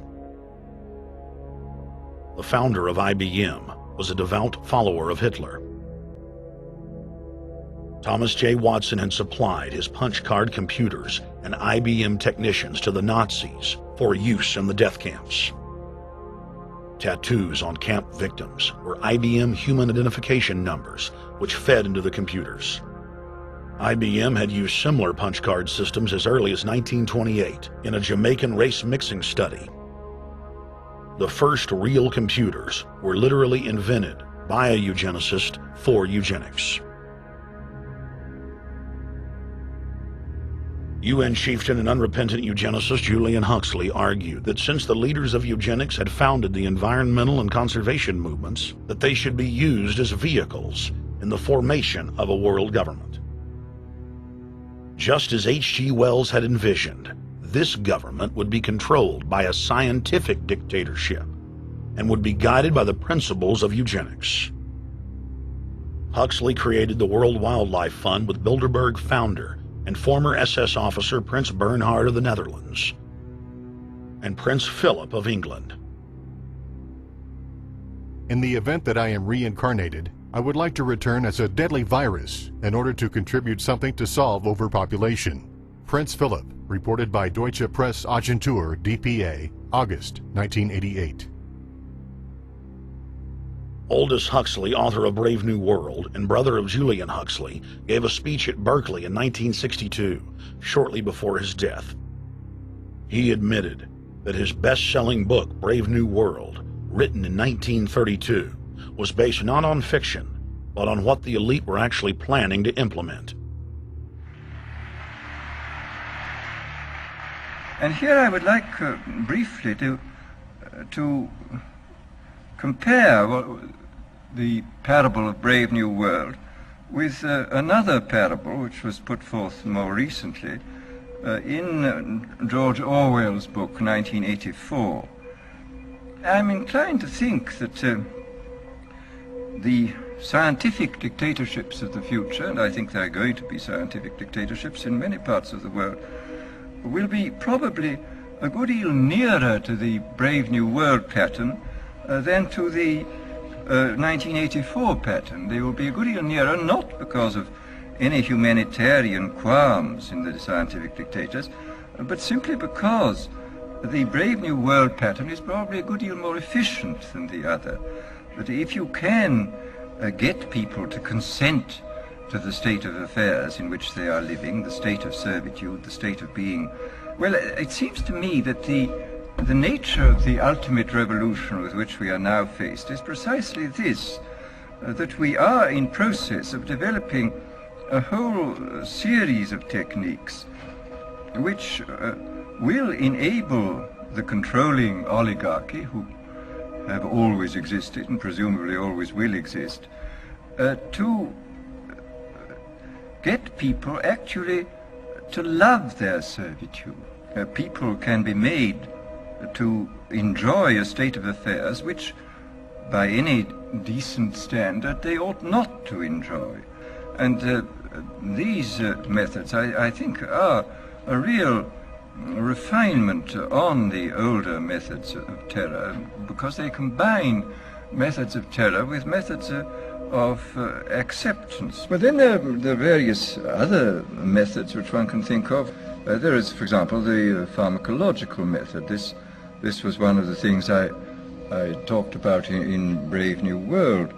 And the result would be that I mean, you can imagine a euphoric which would make people thoroughly happy even in the most abominable circumstances. I mean, these things are possible.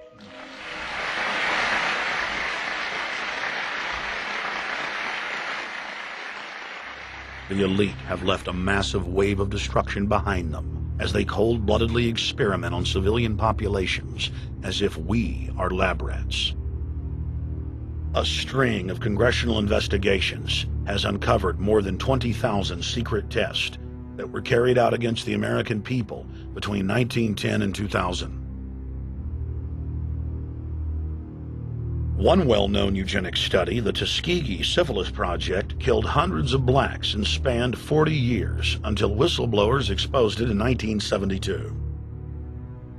From 1943 until present, the British have tested lethal nerve gas on their own personnel, on land, air, and sea.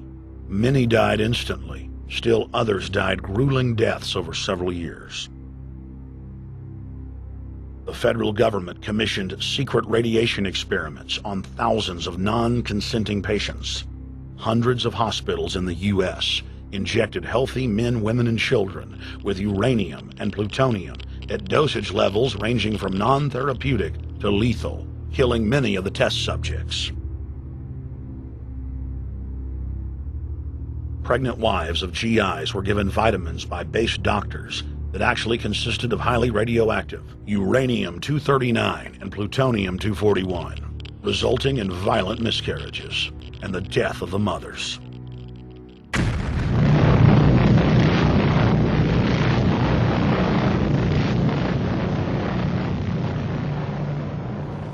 Soldiers, sailors, and Marines were used as guinea pigs in hundreds of atomic and hydrogen bomb tests.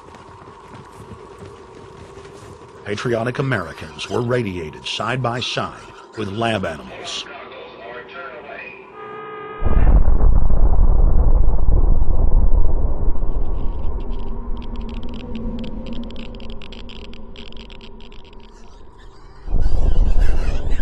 Pilots were forced to repeatedly fly through mushroom clouds of DNA-destroying radiation.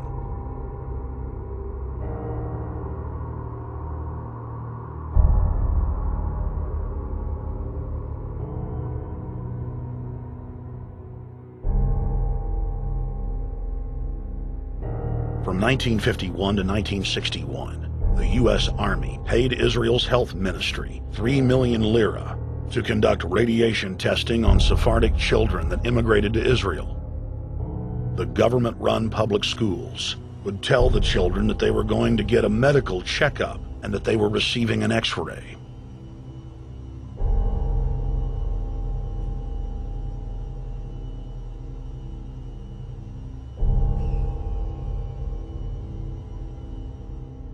The Pentagon had already radiated more than 4,000 institutionalized children in the United States, many of which had died. More than 110,000 of the darker-skinned Jews were given 35,000 times the maximum dose of X-rays to the head repeatedly. Many of the children died within months. All of them lost their hair. Some still live today and endure excruciating health problems. The covert testing of chemical, biological, and radiological agents on unsuspecting populations continues worldwide today. From 1940 to 1979, the vast majority of the British population was sprayed by aircraft more than 2,000 times with deadly chemicals and microorganisms without ever being told. In 1968, the Pentagon tested a deadly bioweapon on New York subways and placed personnel in local hospitals to monitor the effects. Aggressive sterilization of men and women continued in many states until the mid-1980s. The United States and England are currently testing pesticides and highly toxic experimental drugs on tens of thousands of healthy foster children, many of which die as a result of the experiments. Prisons across the nation have forced inmates to participate in grisly experiments, ranging from pesticide studies to having tablets of dioxin sewn into their backs. Gradually, by selective breeding, the congenital differences between rulers and ruled will increase until they become almost different species, a revolt of the plebs would become as unthinkable as an organized insurrection of sheep against the practice of eating mutton. Bertrand Russell. H.G. Wells, Aldous Huxley, Bertrand Russell, and hundreds of other eugenicists constantly bragged about how the establishment believed themselves to be a separate, more advanced species than the common man. Top eugenicists were bold enough to admit that their real goal was not improving the heredity of the commoner, but to further dumb them down so that they could be more manageable. Nobel Prize winner Russell wrote at length about how vaccinations filled with mercury and other brain-damaging compounds would induce partial chemical lobotomies and develop a servile zombie population. Diet, injections, and injunctions will combine from a very early age to produce the sort of character and the sort of beliefs that the authorities consider desirable, and any serious criticism of the powers that be will become psychologically impossible. Bertrand Russell. Over 100 years ago, eugenicist social planners said that they'd use mind-altering drugs to control the population. By 2007, more than 20% of the U.S. population were on some type of prescription antidepressant. But in the case of foster children, a sector where the state has total control, at least 2/3 are forced to take a cocktail made up of, on average, 7 psychotropic drugs. Chairman of the Texas Society of Psychiatric Physicians, Joe Burkett, testified before the State House Select Committee hearing on psychotropic drugs in foster care and shocked the public when he said that 2/3 of foster children in Texas had been placed on psychiatric drugs because they were very, very sick from a bad gene pool. A lot of these kids come from bad gene pools. They don't have stable parents making good decisions. Besides the gene pools, they've then been traumatized by abuse, neglect, and problems, and then they've been traumatized by separation, and all those things predispose to mental illness.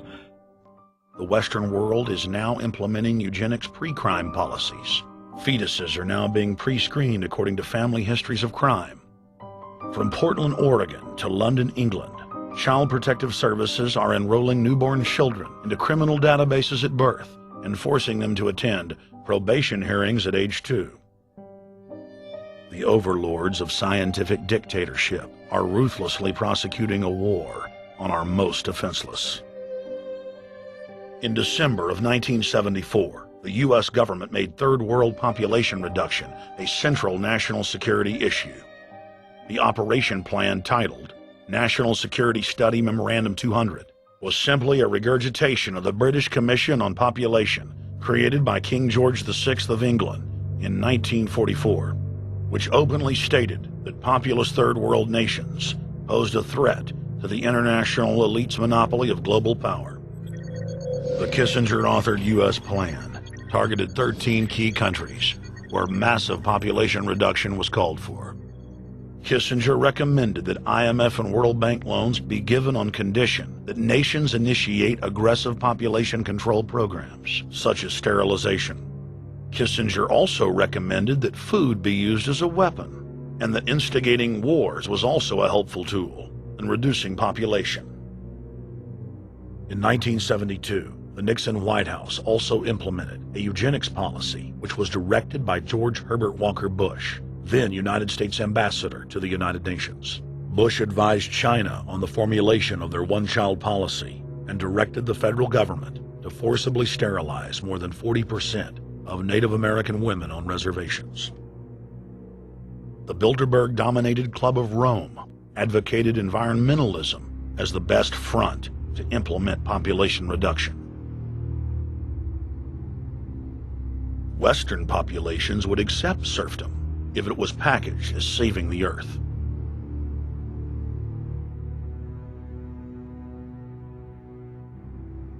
Industrialization of Africa, Asia, and Latin America could be blocked.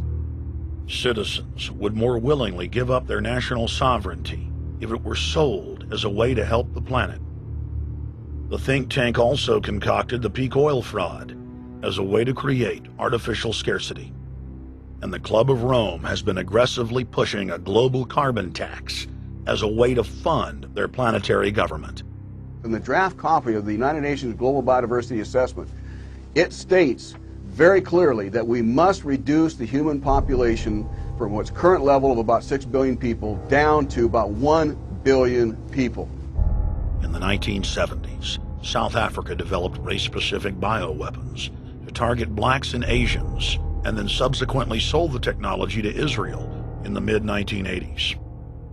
In September of 2000, the Project for a New American Century published a document in which Dick Cheney described race-specific bioweapons as politically useful tools. And somebody mentioned, well, why would they want to reduce the human population when that means less money for them?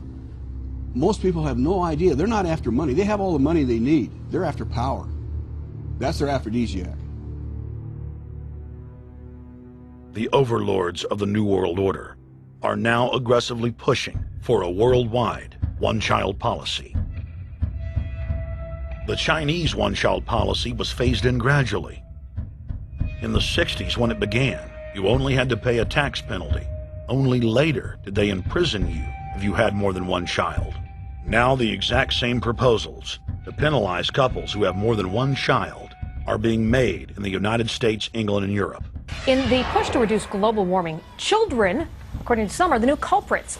A think tank in the UK says too many kids are what's making the planet worse, saying large families, anything over 2 children really, should be frowned upon as an environmental no-no, akin to not reusing your plastic bags, driving one of those big gas-guzzling cars, taking long trips overseas. The UK, in fact, has negative growth. I think Canada does too. That still, families in our rich countries shouldn't have more than 2 kids. In 1998, Ted Turner pledged to give more than $1 billion to the United Nations to be spent in the implementation of population reduction policies planet-wide.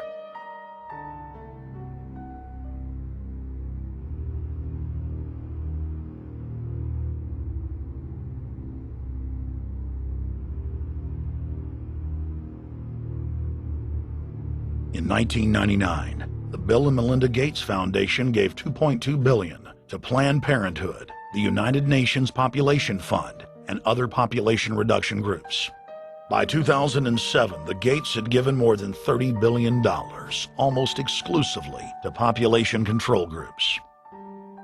The controlled corporate press cynically reported that the Gates were giving the money to help third world children. Bill and Melinda Gates were dethroned as the world's most generous philanthropists when their friend and fellow population reduction enthusiast, Warren Buffett, gave $37 billion to fund an army of population control groups. And I actually think the world will be much better when there's only 10 or 20% of us left. Dr. Eric Pianka. Prominent University of Texas biologist Dr. Eric Pianka, while receiving an award from the Texas Academy of Science, said that the worldwide AIDS pandemic was, quote, no good, it's too slow, and went on to laud the virtues of Ebola because it would kill 90% of the world population quickly. When his statements erupted into a national controversy, his graduate students defended him, stating that Pianka was too conservative and that all humans should be killed. But most frightening was the fact that in a crowd of over 1,000 prominent scientists, local newspapers reported that 95% of those in attendance gave Pianka sustained standing ovations every time he extolled the virtues of mass-culling microbes and man's destruction.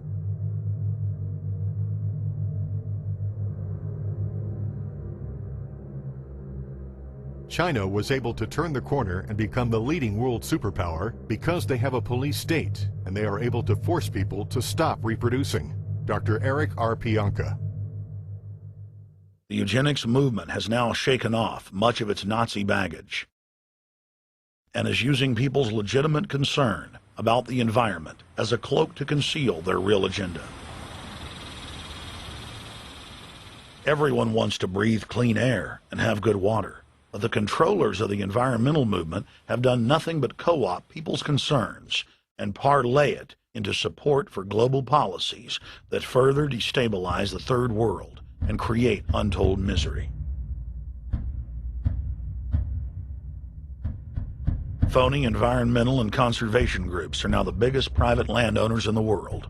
They lobby government to take property away from local populations, only to develop it themselves later. When the U.S. military dumps millions of gallons of nerve gas on the east coast of the U.S., they don't say a word. Thousands of companies are creating transgenetic cross-species hybrids, splicing plants, animals, and insects, and releasing the new organisms into the global biosphere, vandalizing the very genetic code of the planet. And large environmental organizations do nothing. The corporate elite of the planet intensified their push for a global taxation system with a year-long build-up to the Live Earth hysteria held on July 7th, 2007 on 7 continents. World leaders announced that saving the Earth was the new organizing principle for humanity and hailed it as the planet's new religion. They claimed that CO2, which plants breathe, was killing the Earth, and that we must reduce the number of children we have to curtail our carbon footprint. Countries across the world marked the day by passing new carbon tax schemes and raising taxes on gasoline, natural gas, and electricity. It is a scientific fact that the sun is the main driver of planetary climate, and the measurements are clear. The sun is becoming hotter, brighter. It has been slowly increasing thermal output in the last 100 years, causing warming not just on Earth, but throughout the solar system. But the scientific facts and even the order of the planets didn't matter to one of the chief organizers of Live Earth, David Mayer de Rothschild, heir to the British arm of the Rothschild fortune, when we spoke to him. When I called Rothschild on the order of the planets, he just laughed, thinking the audience wouldn't get it. He continued to count on the population's ignorance and claimed that the global warming lobby has nothing to do with carbon taxes. I guess he hadn't spoken with his good personal friend, Al Gore. Global warming, the time for debate is over. I think what you have to realize is that being environmentally sensitive and making money aren't mutually exclusive. There's a lot of money to be made in addressing this issue. But you guys are gobbling up all the world's concern to just simply line your pockets and make kids read your book in schools and do all this. It's a business, just like you said, Rothschild. It's not. Do you think I make any money out of this? It's the same thing. It's the same thing your your money-changing ancestors did. They're in Germany, Red Shield, and I'm calling you out, Red Shield. We know it's a scam. A pollution-based tax system, principally CO2. We're causing it mainly, vast majority of it. The consequences are bad and will be catastrophic unless we act. The polar ice caps of Mars are receding at several miles a year, much faster than ours, and that the moons of Saturn and Jupiter are melting. In fact, several of their moons were ice and are now liquid seas. Now, how are SUVs causing that, David Rothschild? That's because those planets are closer to the sun, my friend. No, Jupiter and Saturn are not closer to the sun. Neither is Mars. Yes, sir. I think you'll find, right, that the very simple matter, and what I wanted to say, and this is my final point, forget your taxation theory, because actually it's not taxation. Put a price on the carbon. A tax is the best way. Cap and trade can also do it. If there were a carbon-based tax, would there be a need for an economy-wide cap and trade system? They are not either or. We can do both. I am in favor of both.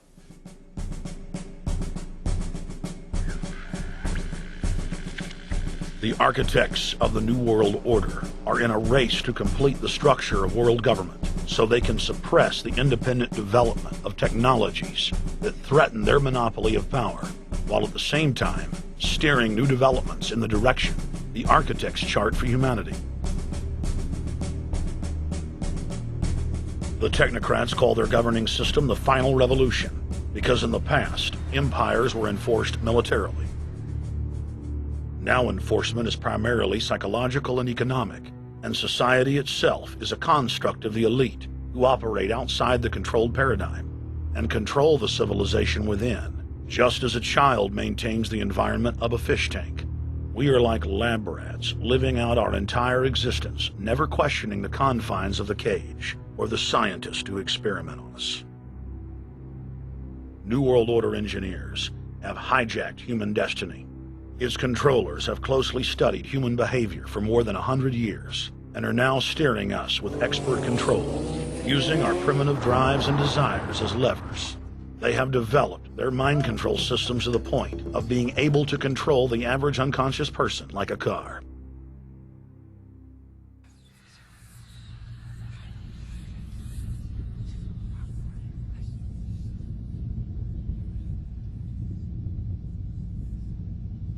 Eugenics dominated the 20th century. Its ruthless spirit has now metastasized into the fields of genetics, nanotech, and robotics. But that's not surprising. From their inception, all three disciplines have been dominated by eugenicists. The billionaire founder of Sun Microsystems, Bill Joy, courageously went public in 2000 to warn of a cancerous consensus among the technocratic elite that at best humanity would be completely enslaved by the year 2030, and at worst, mass extermination of everyone but the elite would take place. A who's who of the techno-elite are members of what is known as the transhumanist or post-humanist movement. Many of its adherents see only the beneficial aspects of technology's exponential rise, like bringing sight to the blind, sound to the deaf, and longer life for all. But what many of them don't know is that master eugenicist Julian Huxley founded transhumanism, and that society's controllers openly admit that the new system is designed to progress into absolute tyranny.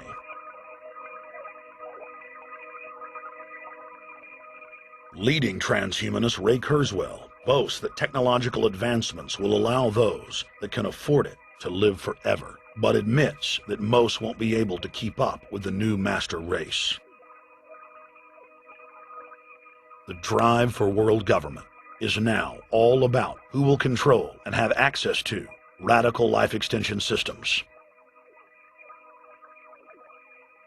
Biological evolution is too slow for the human species. Over the next few decades, it's going to be left in the dust. Transhumanists believe that they will attain the fountain of youth by merging with technology. Now, it may be within their reach. Decades ago, transhumanists said that if you did not accept augmentation or enhancements, you would no longer be able to get jobs. And now it's happening today. The elite who occupy the commanding heights of digital reality are suicidal nihilists. Suicidal nihilists know that there is no longer any substantive purpose to their willing, but they would always prefer to go on willing than not to act at all. They can very happily ally themselves with the notion of nuclear holocaust or perfect exterminism. Technology has become so powerful in its capacity for destruction that free humanity cannot afford to let psychopathic technocrats with delusions of grandeur repeat the mistakes of their forebears, because it is highly probable that this time they may destroy everything, including themselves in their mad rush for godhood.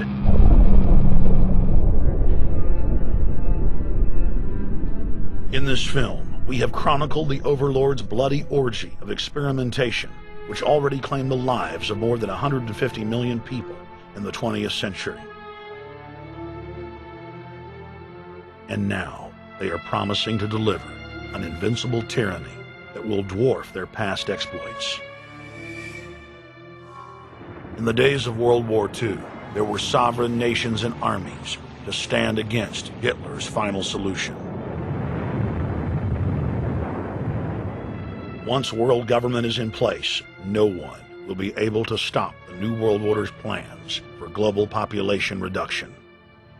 For those immune to psychological programming, hundreds of FEMA camps have already been built throughout the United States. In their quest for population reduction, no method is off the table.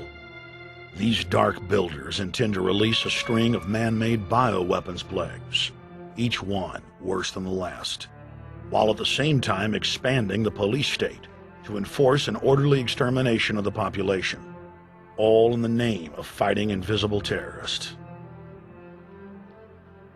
And the Georgia Guidestones stand today as a cold testament to the elite's sacred mission. To have a two-class system where the underclass are forced to live as slaves in tiny enclosed cities, while the elite enjoy the land of the earth, evolve into superhumans with the aid of advanced implantable technologies, live eternal lives, and travel throughout the cosmos. This is the promise given to the inner members of the New World Order and the agenda of the Bilderberg Group.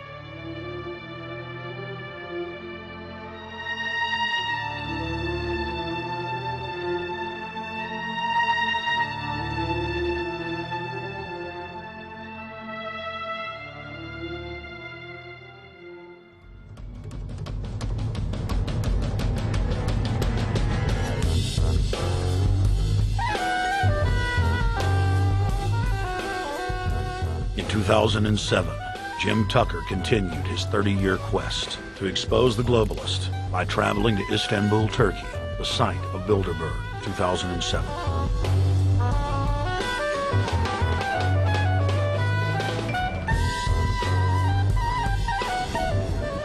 Jim Tucker, thank you for coming on, my friend. It's always fun.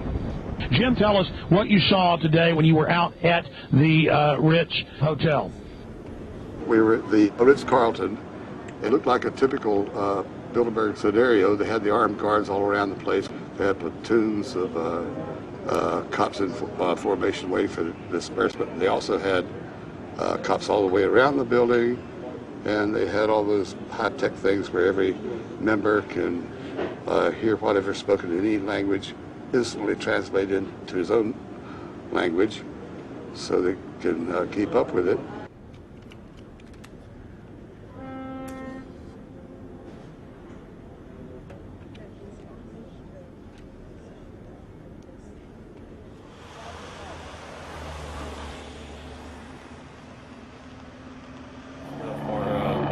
Spotlight did, I'm doing the same thing for American Free Press.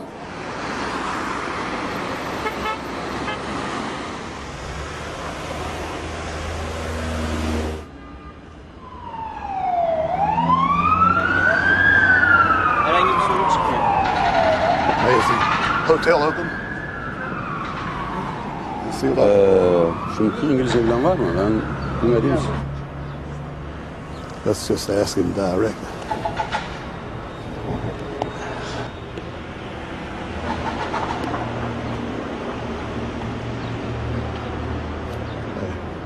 Is Bilderberg meeting here this weekend? You can go this way. We had my two personal cops following me today. I was not aware of it because my nose is always sticking to the camera. My jaws are always flapping. But the TV crew said those guys are going to follow you. And their car followed us out to the hotel. Then they identified the two cops in plain clothes, not business suits, but sport shirts and so forth. Yeah. That's the car that's been on our ass? Yeah. You want to photograph him? Yeah. You are, aren't you? Well, they're very likely Bilderberg boys.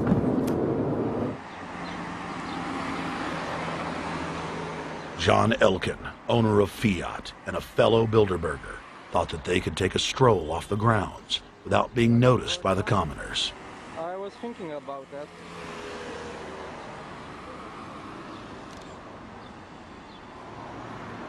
This Bilderberg attendee sneered at our camera.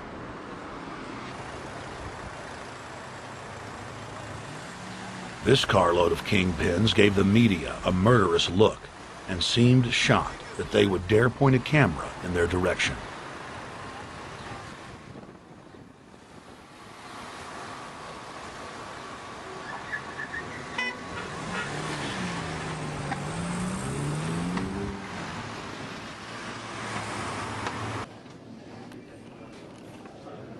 In 2007, the Bilderberg Group received the heaviest global coverage in its history. Jim Tucker witnessed press conferences attended by hundreds of members of the media and a new generation of info warriors, like reporter Paul Dornanu of Romania, are tracking the elite, no matter where they hide. Expunem acest grup Bilderberg. Now, Jim, my governor, Rick Perry, it's in the front of the Dallas Morning News. The headline reads, Texas Governor Rick Perry to attend Bilderberg. What does it mean to have the governor of Texas in the Dallas Morning News just admitting he's going to Bilderberg Group? It means he's a potential president, even as the obscure governor of Arkansas, Bill Clinton, lost his virginity at the Bilderberg meeting in Baden-Baden, Germany in 1991, and he's elected president the following year. Now, if he goes nowhere in a run for the White House in the years ahead, they'll drop him like an old shoe. They do that often, but officially, Bilderberg considers Governor Rick Perry a potential president of the United States. Yes, it's a violation of the Logan Act, for which Bill Clinton's White House was fined $300,000, which means the taxpayers paid it. When Perry returned to Texas from Istanbul, we were determined to hold him accountable for his treasonous actions.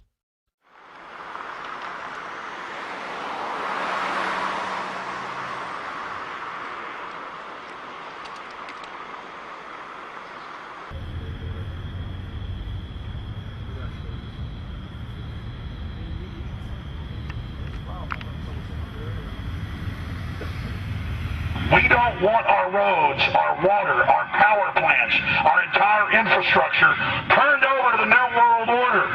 And we tell you now, the people are rising up and learning what you're doing, and they're angry. And they're tired of it. Stop enslaving us. Stop setting up tyranny. Stop going along with the New World Order plan if you've got any soul left, Rick Perry. The First Amendment still exists, Perry, and we're back here again tonight telling you we're not going to put up with it.